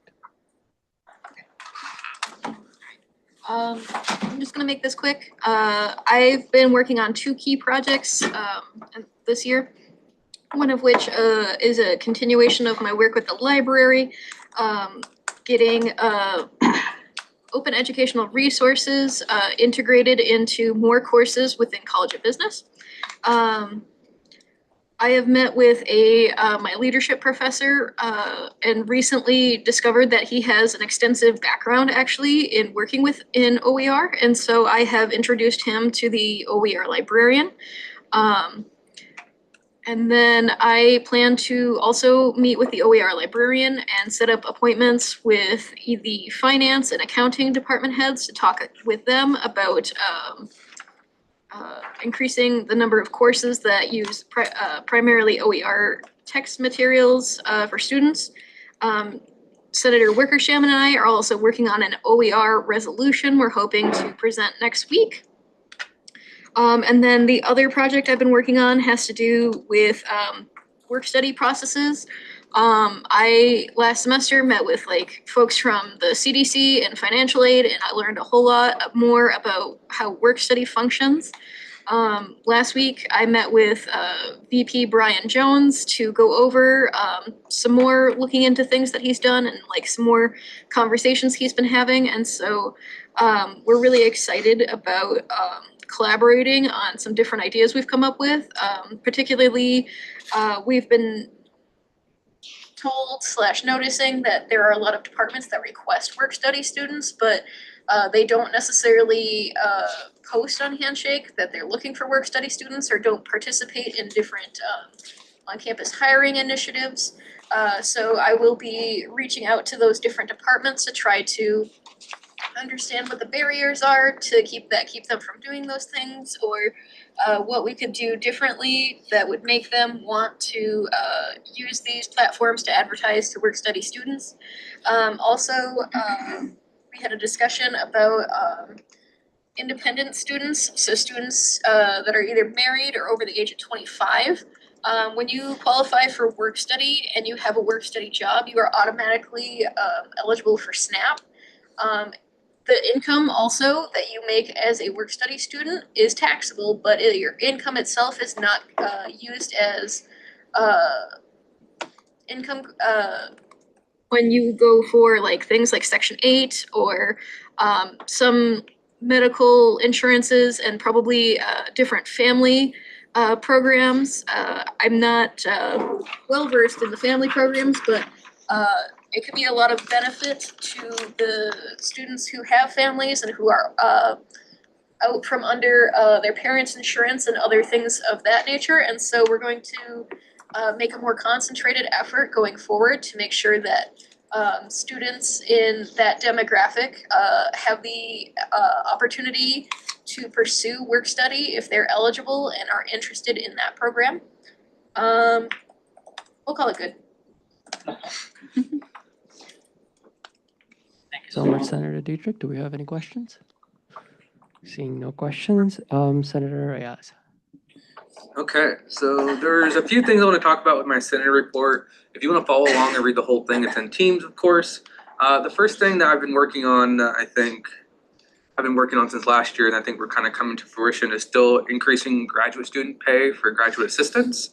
During being part of the budget sub-meet and confer, I'll also be there tomorrow, next Tuesday, with President Colleran, but we were able to get a graduate student stipend working group within the sub-meet to try to figure out a way that we can look at the graduate student stipend and get it increased. So that will be February 19th that I'll be having that meeting to hopefully get some progress to see where we're gonna be at if we're able to get graduate student assistantship pay increase to hopefully get a little closer to a living wage. I hope to use like maybe some personal testimonials that I've been able to accumulate to show that like even the resolution last year that we passed that was an increase of $1,200, that can actually make a difference even if it doesn't seem like a lot on face value. So hopefully to use some personal testimonials to get that, hopefully making some progress.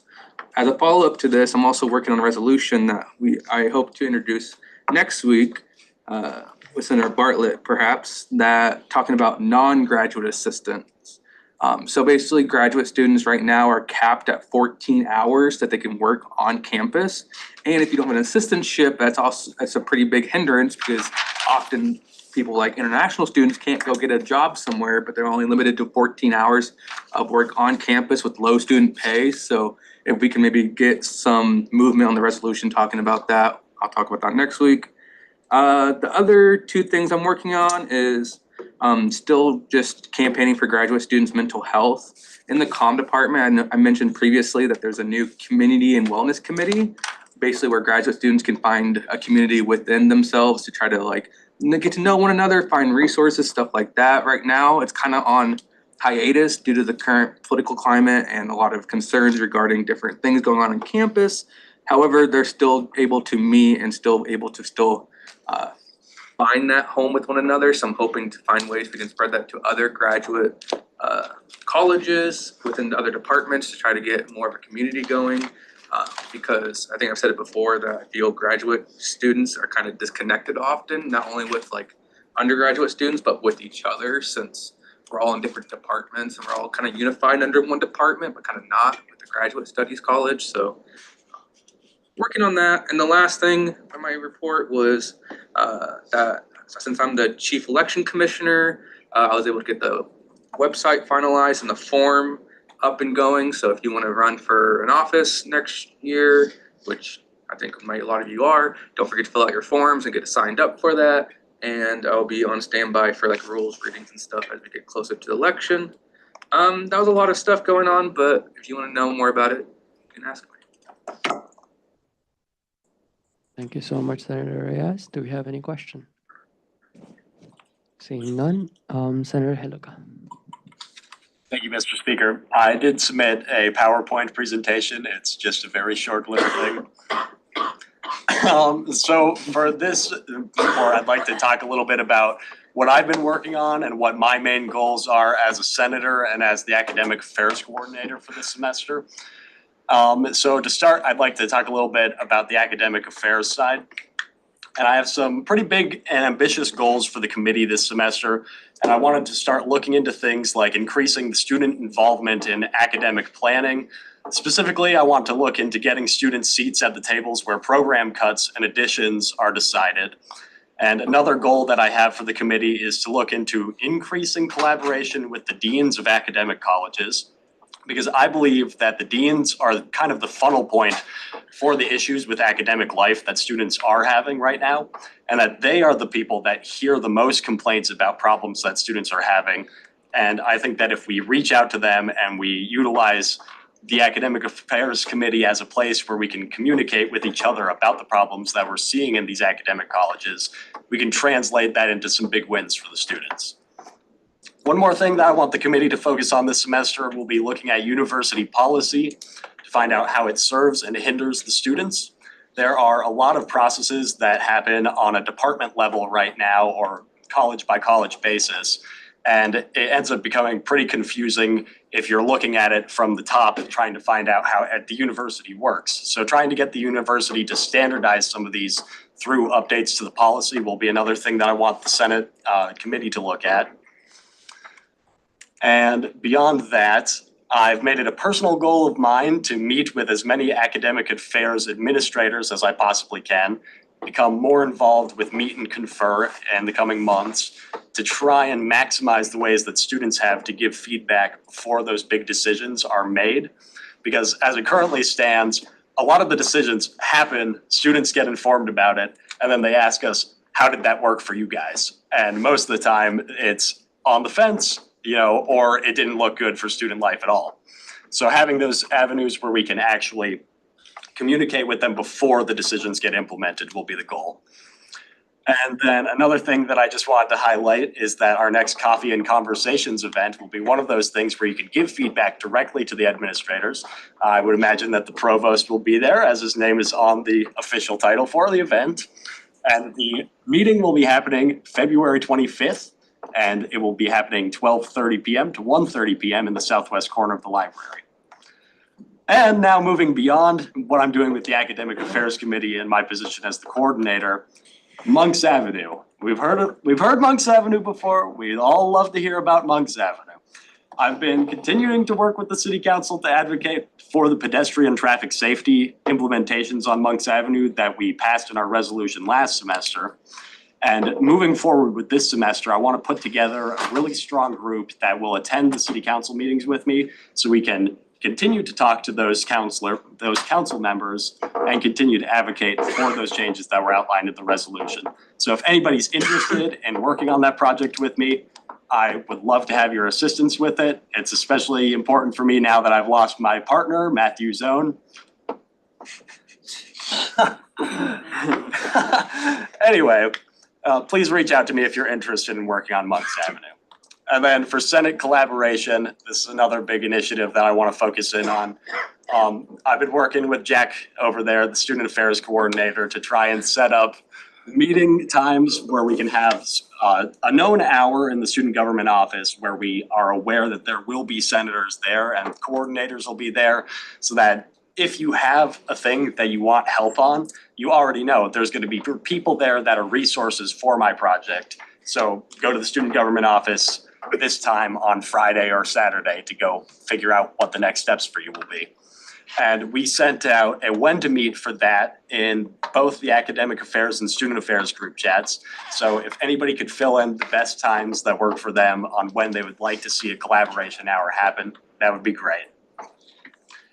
And beyond that, we're also working to see about doing a student government game night. And the details on that are still up in the air. Jack and I will be working on that. Hopefully we'll have something picked out by Monday next week. And overall, my focus on this semester will be building out a structure for the Academic Affairs Committee and increasing student involvement in academic decision-making and growing out stronger coordination between the city, the university, and the student government that can actually work well together in meetings and outside of meetings. And I'd also like to take one moment to shout out Senator Albert for all the hard work that they have contributed as the Academic Affairs Secretary. And beyond that, thank you for your time. Reach out to me over Teams if you have any things that you want me to work on with you, or if you'd like to be interested in working on Monks Avenue. Thank you so much, Senator. Do we have any questions? Any more questions? Thank you so much for your time. Wonderful, wonderful report. Next is Senator Stokes. Thank you, Mr. Speaker. So I'm gonna do this as quick as I can because I have a lot to talk about. First, I'll talk about the not so great things.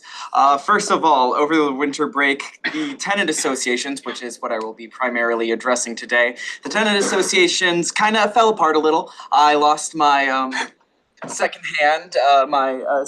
in this process, so that kind of gave me a couple steps back. Also, the chairman of the DFL, who I was in contact with for some support on this project, sadly due to the state of this state, is unable to assist this project in its current status and probably for the foreseeable year.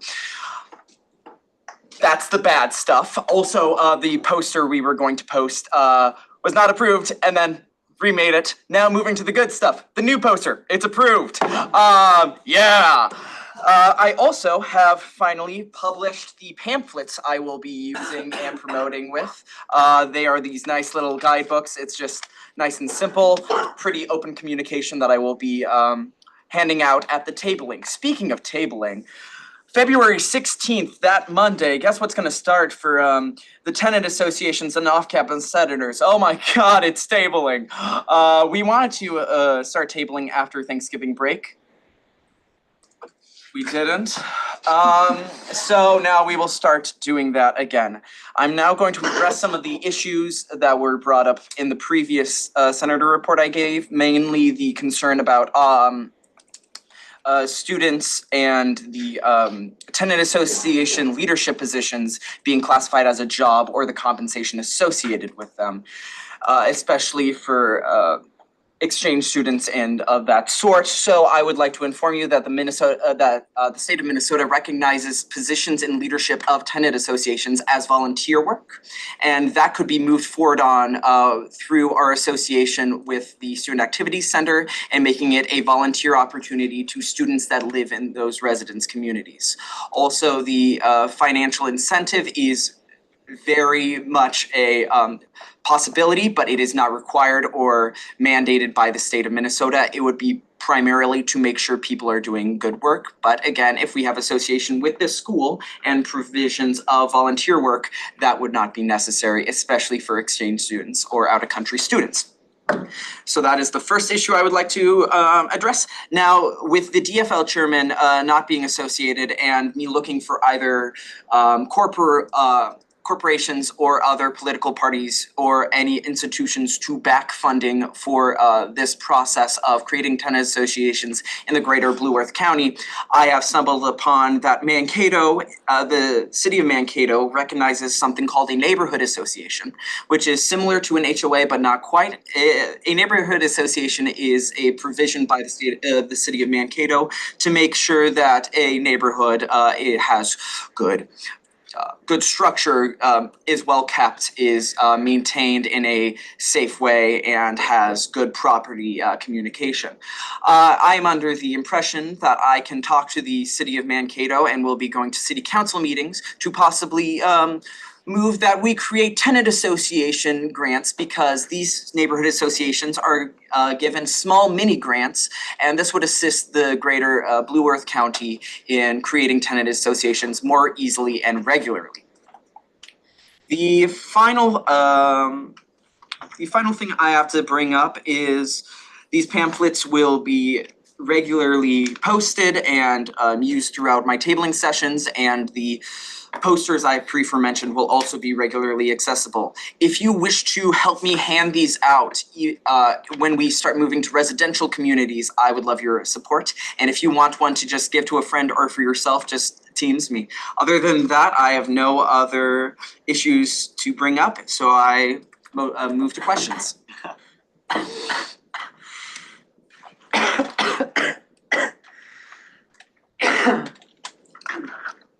Thank you so much. Do we have any questions?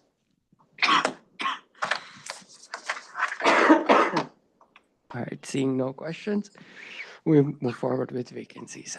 I'll just announce the vacancies that we have right now.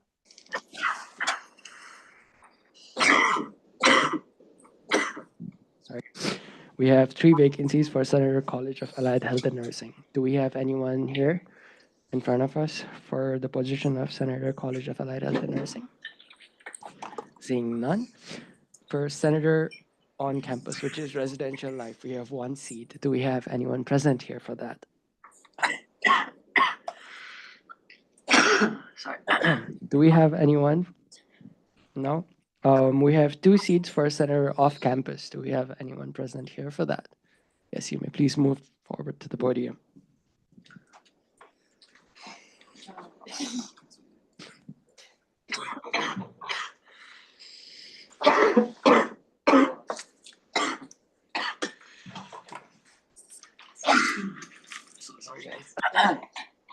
All right, before you guys begin, I'll just make something clear. You guys will be given 2 minutes for your opening statement, and then you'll be followed with a question and answer round. And then you will be given 2 minutes for your closing statement as well. Is that clear?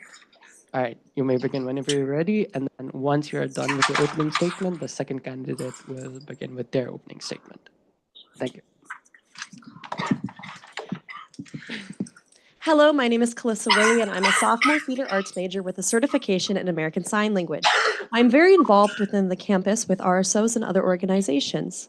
Some of these include fraternity and sorority life, choir, working for the University Archives, and the American Red Cross Club. I am running for an off-campus senator because I have noticed some issues that have not had enough focus for this community. A major issue is the lack of knowing to where to find campus resources like our health services, counseling, and food pantry. It is said to students often that when they live on campus during orientation or in passing that we have these resources. I have noticed that many students that live off campus have never heard any of these resources or the things that they offer. Changes that I would like to implement is working with the Basic Needs Committee and the coordinator on finding ways to strengthen our outreach to students who live off campus. Another issue is how the food pantry is currently running on our campus. There is not enough space for off-campus students to park when using the pantry. There is not enough resources that can comfortably accommodate students who live off campus, and the appointment slots are not working due to high traffic times. Changes to implement are incorporating times for students who live off campus to freely come to the food pantry. This will help with times where students can't get to appointments due to classes or other circumstances.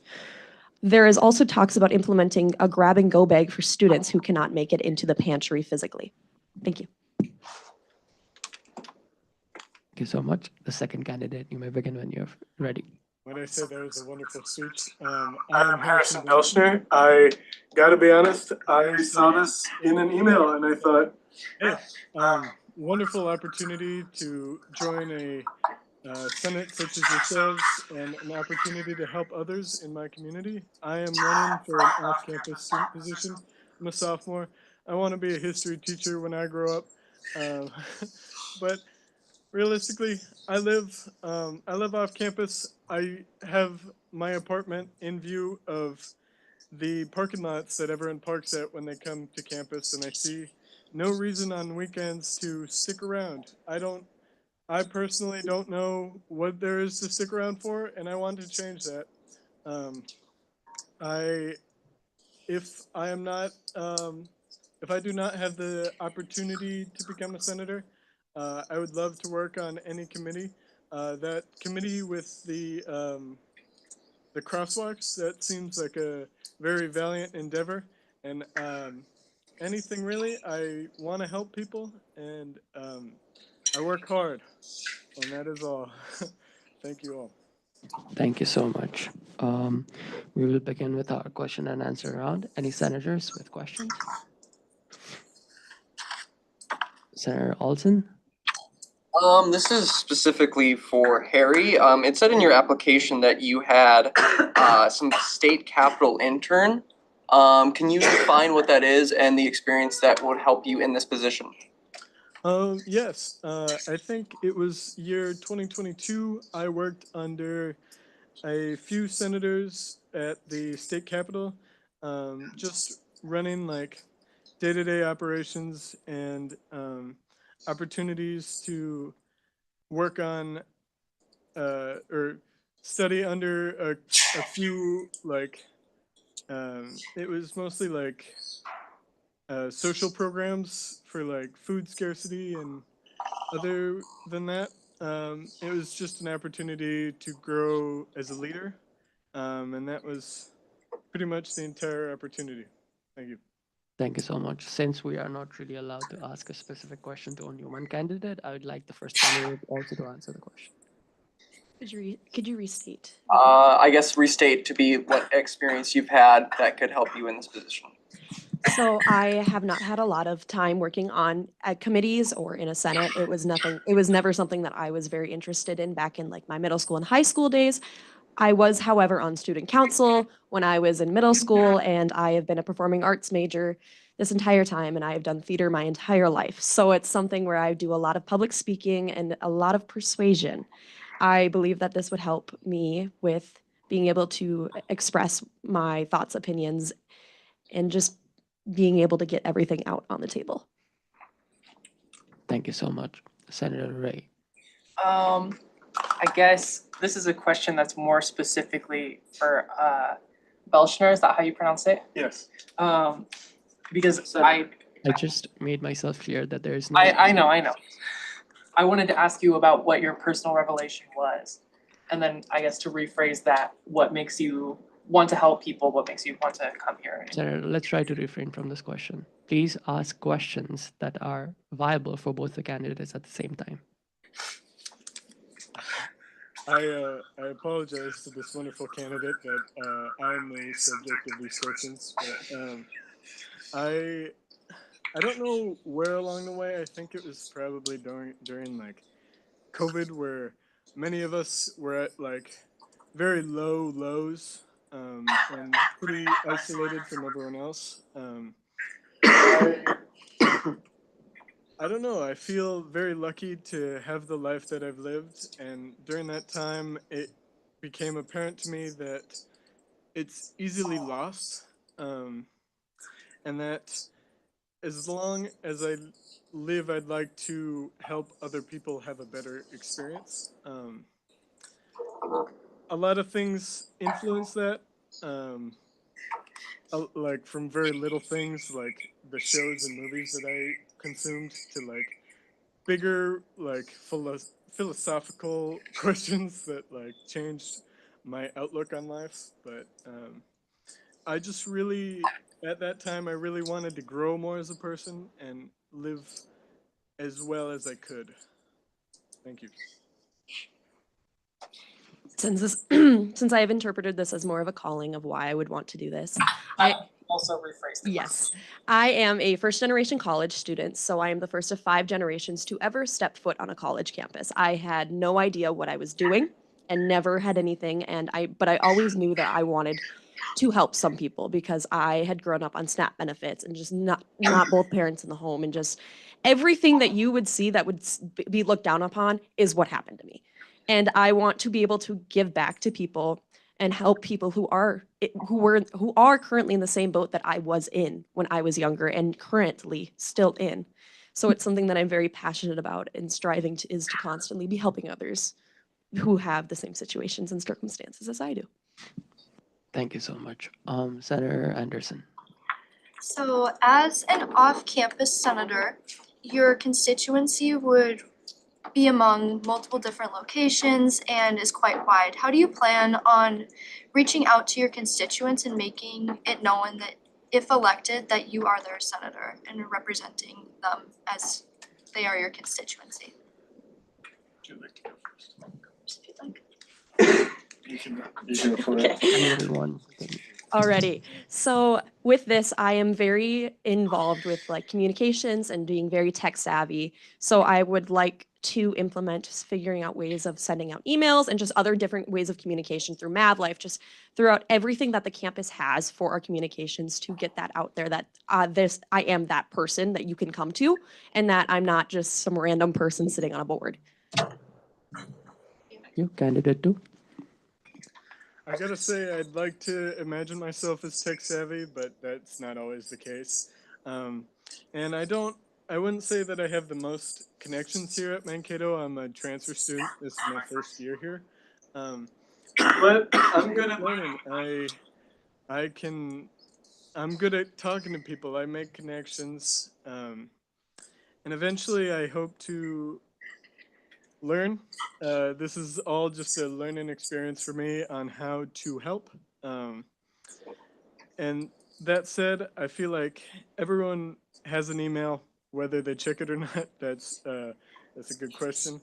But and I will figure out those ways to connect to my constituency if elected. Thank you so much, candidate. Vice President Kafli. Hi, thank you so much for applying. My question is for both of you. As off-campus senators, you do have a lot of students that you represent. How do you plan on representing like each student that live off-campus, different buildings, different community? Candidate 2 will answer the question first and then followed by candidate 1. That's a great question. I wouldn't say that I understand everyone's life story and like every difference in who we are as people, but the fact that we live off campus like connects us anyway. I will make sure to prioritize that. Like, we all have individual problems with like working, paying for school. It doesn't really matter who we are, like our height, what we look like, who we are, who we act like. It's all just what problems occur going to school, coming back from school, paying for off-campus housing, and finding our connection here. That's what really drives us as off-campus students. And I don't think that individually we're that different from each other. Thank you so much. Candidate one. I believe that this is a bit of a loaded question because of the fact that there are so many different people that live off campus, and it is representing such a vast group that is majority of our campus life and just everyone in our student body. How I would go about this is trying to have communications with like surveys going out every once in a while and being like, hey, what's going on? Like, what are you feeling? What hasn't been working for you? And seeing across the board what is following with a pattern. Because there's always going to be a pattern no matter where someone is in their life and what they're doing or who they are as a person. If there is a problem that needs to be met, it will be shown in a pattern. Thank you so much. Senator Knauer. I'm the student affairs coordinator, and my question is pretty simple. It's to both of you.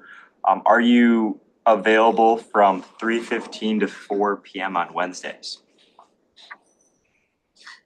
Thank you. Candidate number one will answer the question first. So I actually have choir during that time. I do have that it is for my major, so. Thank you. Yes, I'm available during that time. Thank you so much. Yes, Senator Dietrich. Motion to end questioning? Yes. Any seconds? Second. Any dissents? All those in favor, please raise your placard. All those against it. And the questioning ends. Candidate number one, you have 2 minutes for your closing statement, followed by candidate number two.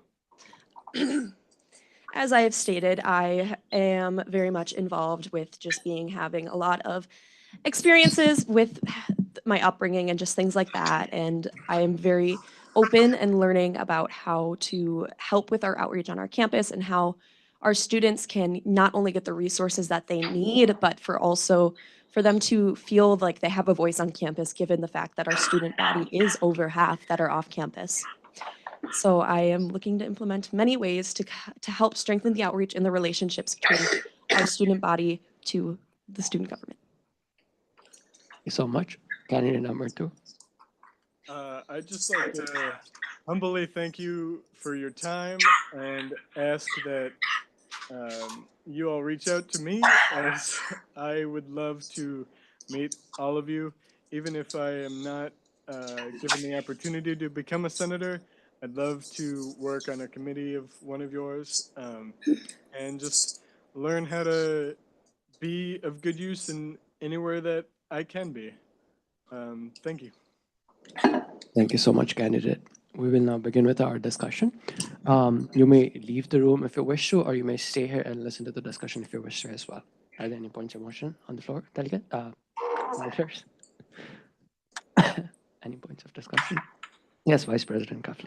I will be pushing a yes vote to both of them, although candidate one said they would not be available during a specific time, which would be, I think, meeting for different committees. But I think if you're putting in effort to get to know what's going on with the meeting and talk to your coordinator, I think that should be pretty okay. And as long as the coordinator is okay with that and is willing to kind of adjust a little bit, I think that would be a good fit. And both of the candidates were really engaging, although they were very honest about things. They were like, yeah, I do not have certain experience, I'm not free. Had there been somebody else, they could have been like, yeah, I'm free, and then later send an email saying, hey guys, sorry, something came up. So they were really honest about it, and I really like that for both people. So I will be pushing a yes vote. Thank you so much, President Corin. Motion to move to voting. Any seconds? Any dissent? All those in favor, please raise your placard. All those who disagree, please raise your placard. This motion clearly passes. So, sorry.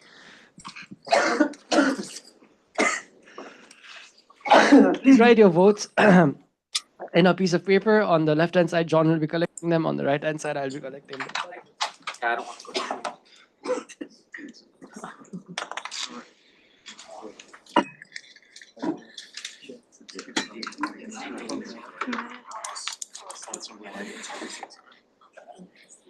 I don't know yet. Get away from me. I don't want to get sick. Hey, nice. Oh, I gotta do. Okay. Oh. Sorry. Choose the do. Is this the same vote for both? Transfer that to Okay, got it. No, you just do it. Or you could just vote no. For moral reasons, I had to stand. Why are you here? Secret ballot. I guess that makes sense. I didn't remember from last week. I thought I did. I vote no for every senator because the less senators there are, the more valuable my position is.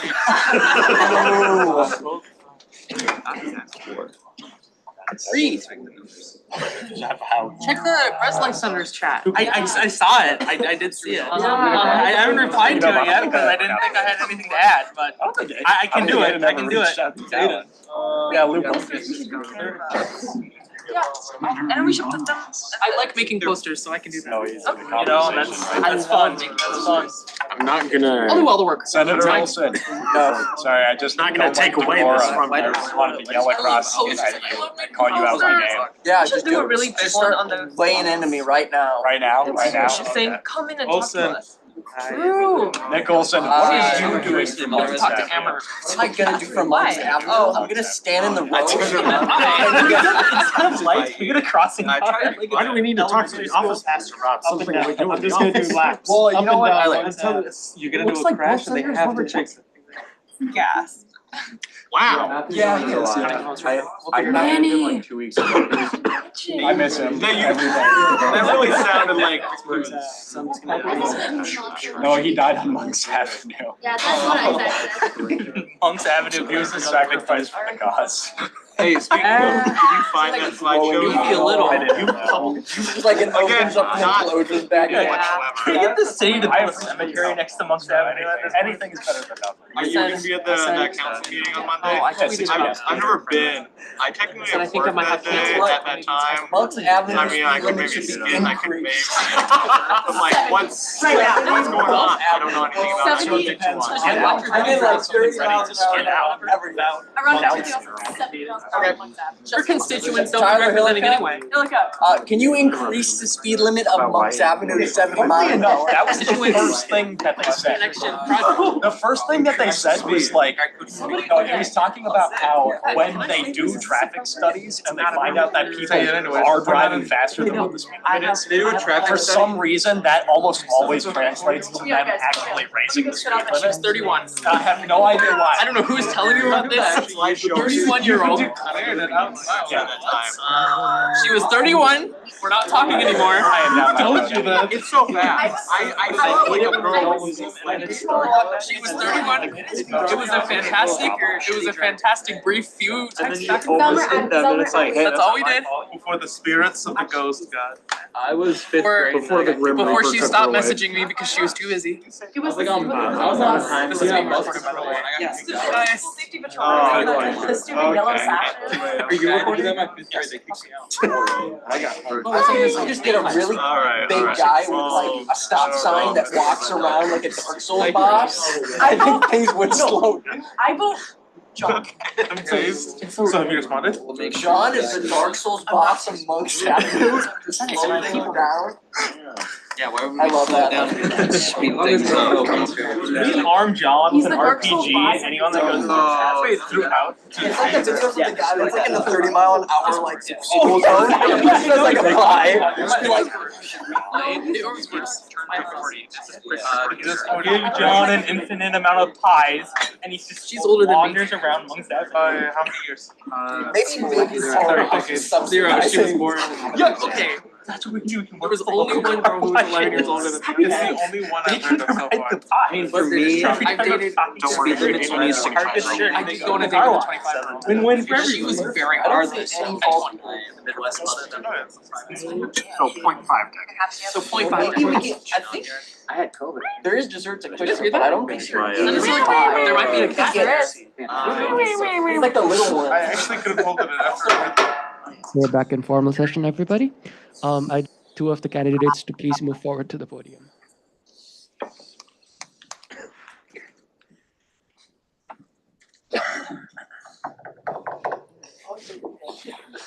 All right, with the given votes, I am very pleased to announce that both of the candidates have successfully been appointed as senator for off-campus.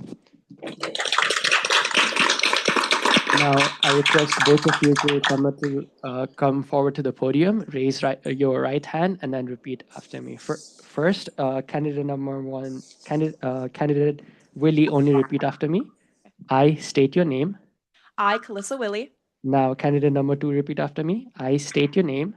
I, Harrison Belschner. Now, both of you repeat after me, okay? Will represent and serve Will represent and serve the students of Minnesota the students of Minnesota State University Mankato State University Mankato in student life in student life, and academic needs, in academic needs, and will uphold the mission, and will uphold the mission, Constitution, Constitution, and bylaws and bylaws of the student government. of the student government. I so affirm. I so affirm. Thank you so much. You may please join our seats.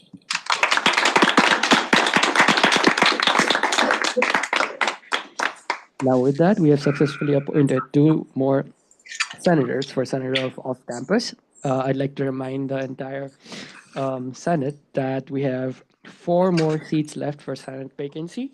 3 of them are for college allied health and nursing, while 1 of them is for senator for on-campus, which is residential life. I'd like to remind everyone that February 25th is the last day for our vacancy, where we'll be taking any applications or any senators. With that being said, I'd like to move forward with our new business, which is the operating procedure. I'd like to make it very brief, given my situation and state.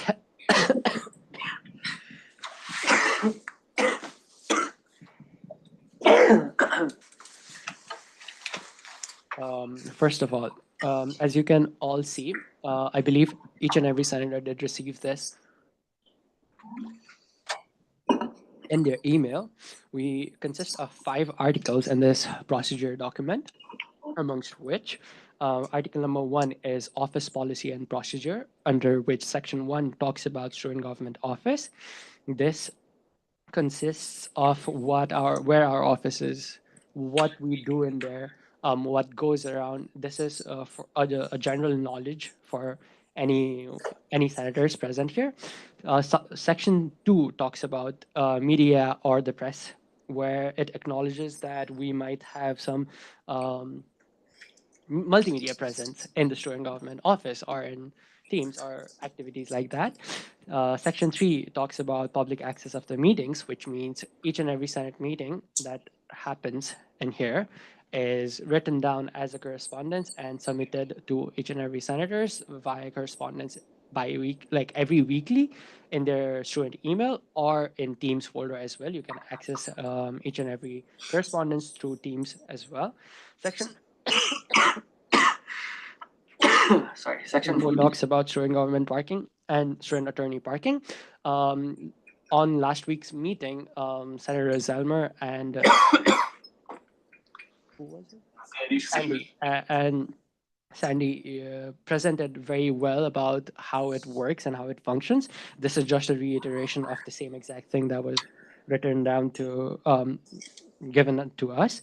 Article 2 talks about meeting procedure. This is basically how meeting works, from meeting attendance to meeting seating to the use of electronic devices and and the removal of meeting. Although for use of electronics, the speaker shall reserve the right to allow the use of electronic devices such as computer, tablets, and cell phone. In this meeting particularly, we are allowed to use all of them because, let's be honest, we communicate via that and we try to make sure there is proper communication between senators or from senators to the leadership here as well.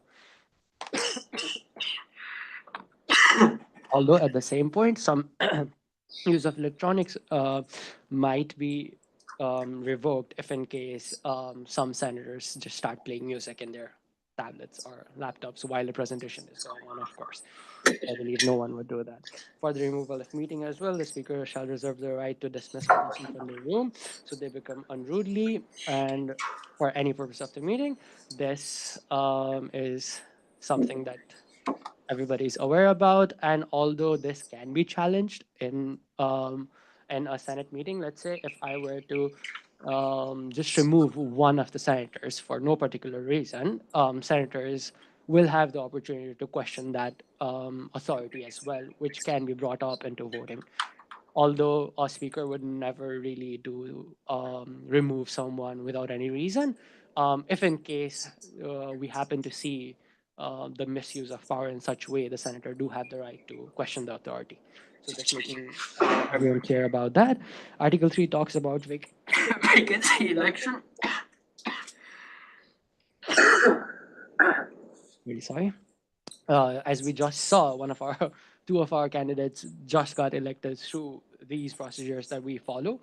The section 1 talks about procedure for Senate vacancy election, under which subsection A talks about the application process.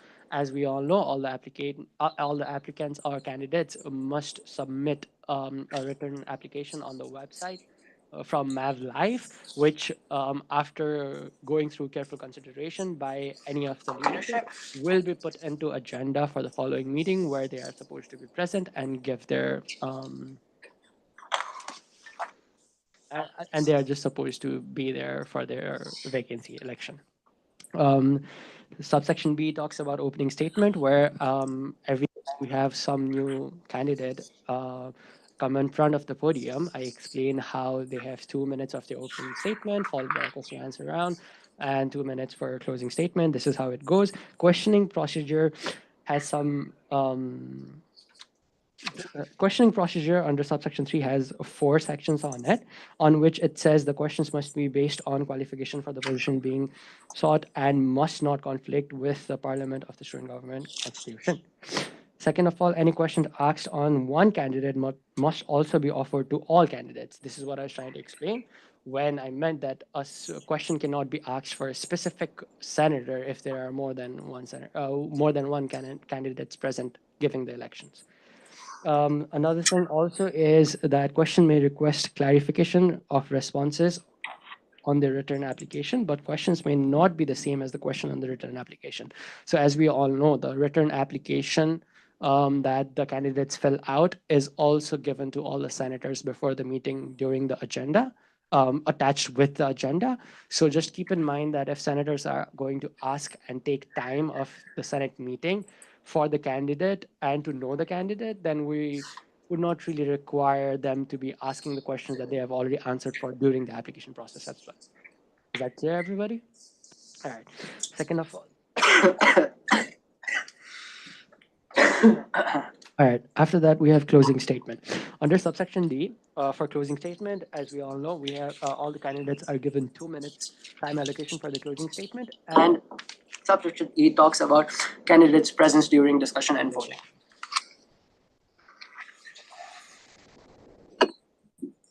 This talks about how I mentioned that a candidate may leave the room during discussion or still stay in the room just to hear the discussion as well. After that, it is the voting procedure. Voting procedure is pretty simple, where we always follow the secret ballot voting system. And if the candidate is running alone, let's say unopposed, the Senate may choose not to vote no confidence, indicating that the candidate is not deemed qualified. A senator shall choose to abstain. Okay, the senator is. All right. And this is a non-Senate witness, such as a student government advisor or administrative assistant, shall assist with the counting and verification of the ballot. If in case anybody has any questions, let's say that after John and I count, and then you guys are not satisfied, there is also this procedure where you can request of a recounting. This is usually not done since there is two party already involved, but if in case there is still some questioning or some unclarification by any of the senator, or some of the senator just does not believe that this could be the outcome of the voting procedure, there is a process where we could ask for a recounting as well.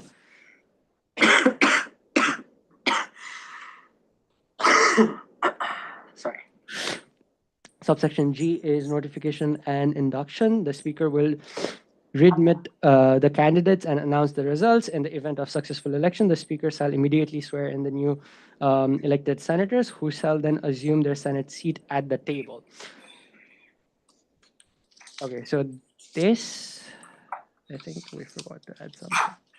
Okay, so this is done when the senator is present in the Senate meeting themselves. If the senator is not present in the Senate meeting, then they will come back next week when they are present in person to take the oath ceremony. Is that clear, everybody? All right. After that, it's post-election procedure. After the close of the meeting, the speaker will direct the newly elected senator to report to the cabinet to schedule a training session. This has been done by our president up until now, and will be going on in that way as well. All the newly elected senators will get in contact with the president, and then he will be guiding you through the training process for the following weeks. After that, we have Article 4, which is special meeting rule. So special meeting rule talks about what we refer to as budget meeting.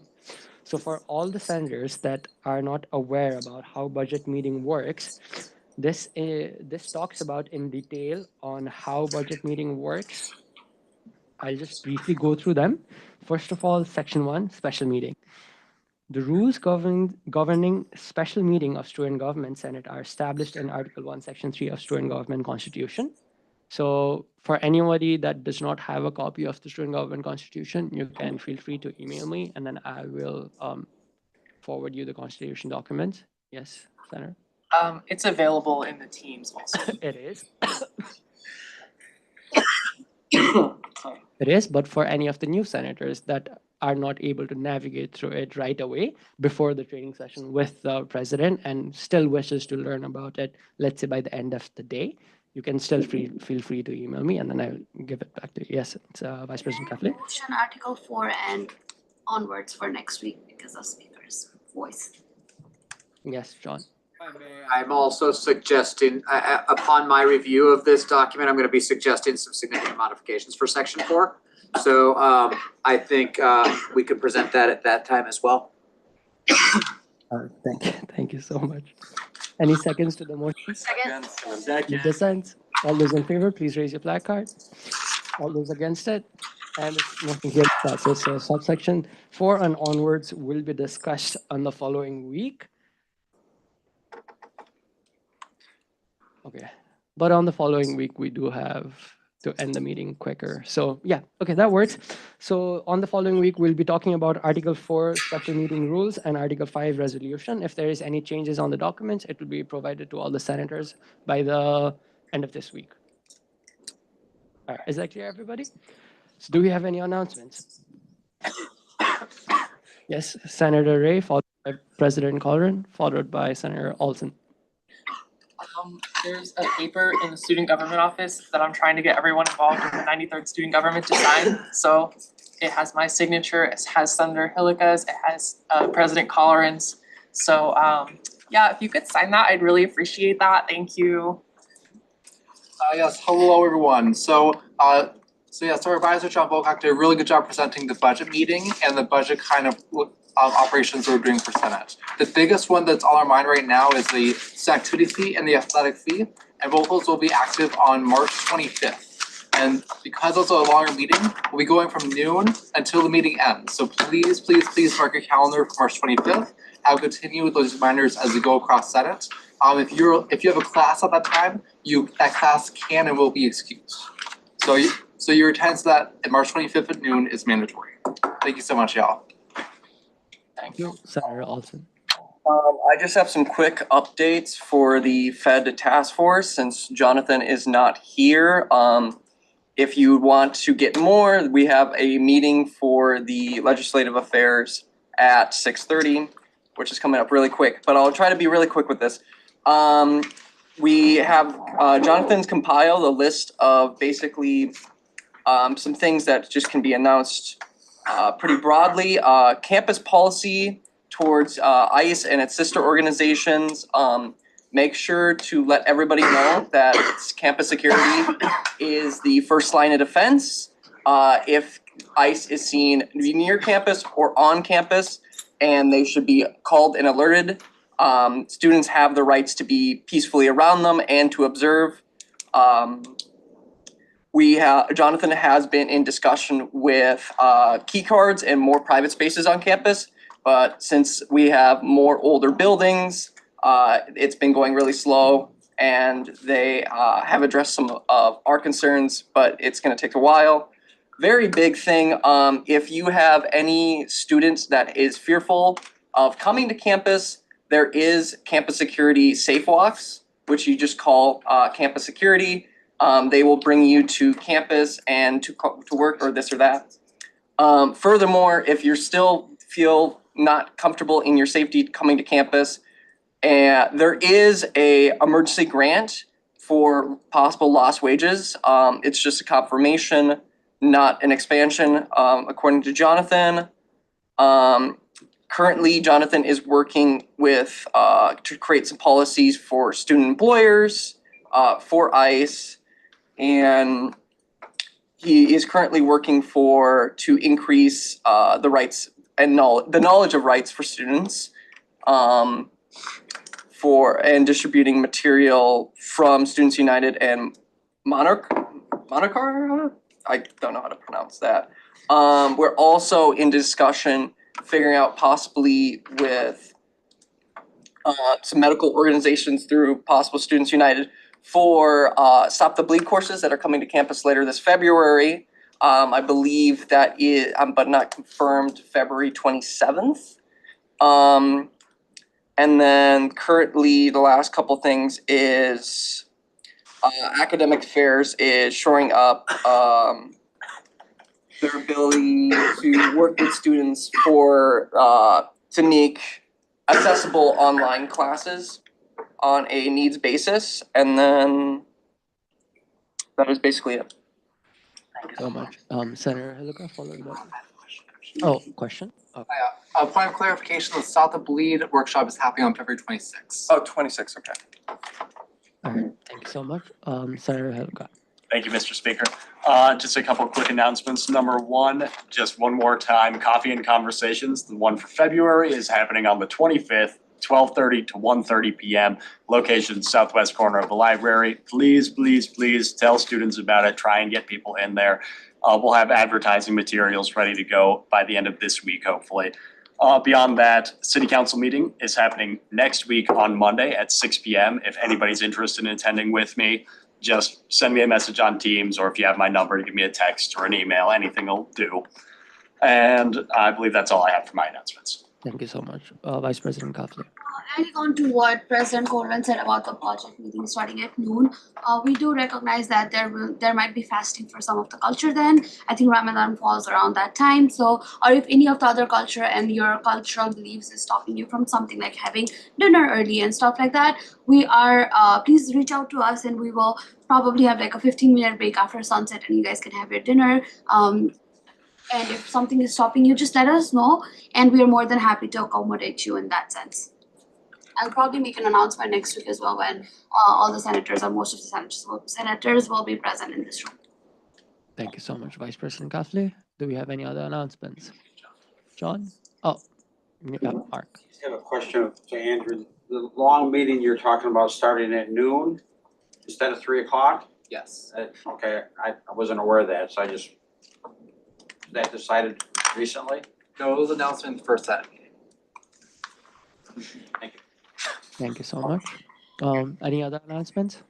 John, any announcements? No announcements? All right, thank you so much. We just move forward with our roll call. Senator Albert? It's not here. Senator Hyber? Here. Here. Senator Kabad? Is not here. Senator Andrew is not here. Senator Hayden? Here. Senator Dietrich? Here. Senator Olson? Here. Senator Reyes? Here. Senator Bartlett? Here. Senator Nguyen? Not here. Senator Anderson? Here. Senator Zelmer? Senator Cummings? Senator Ide?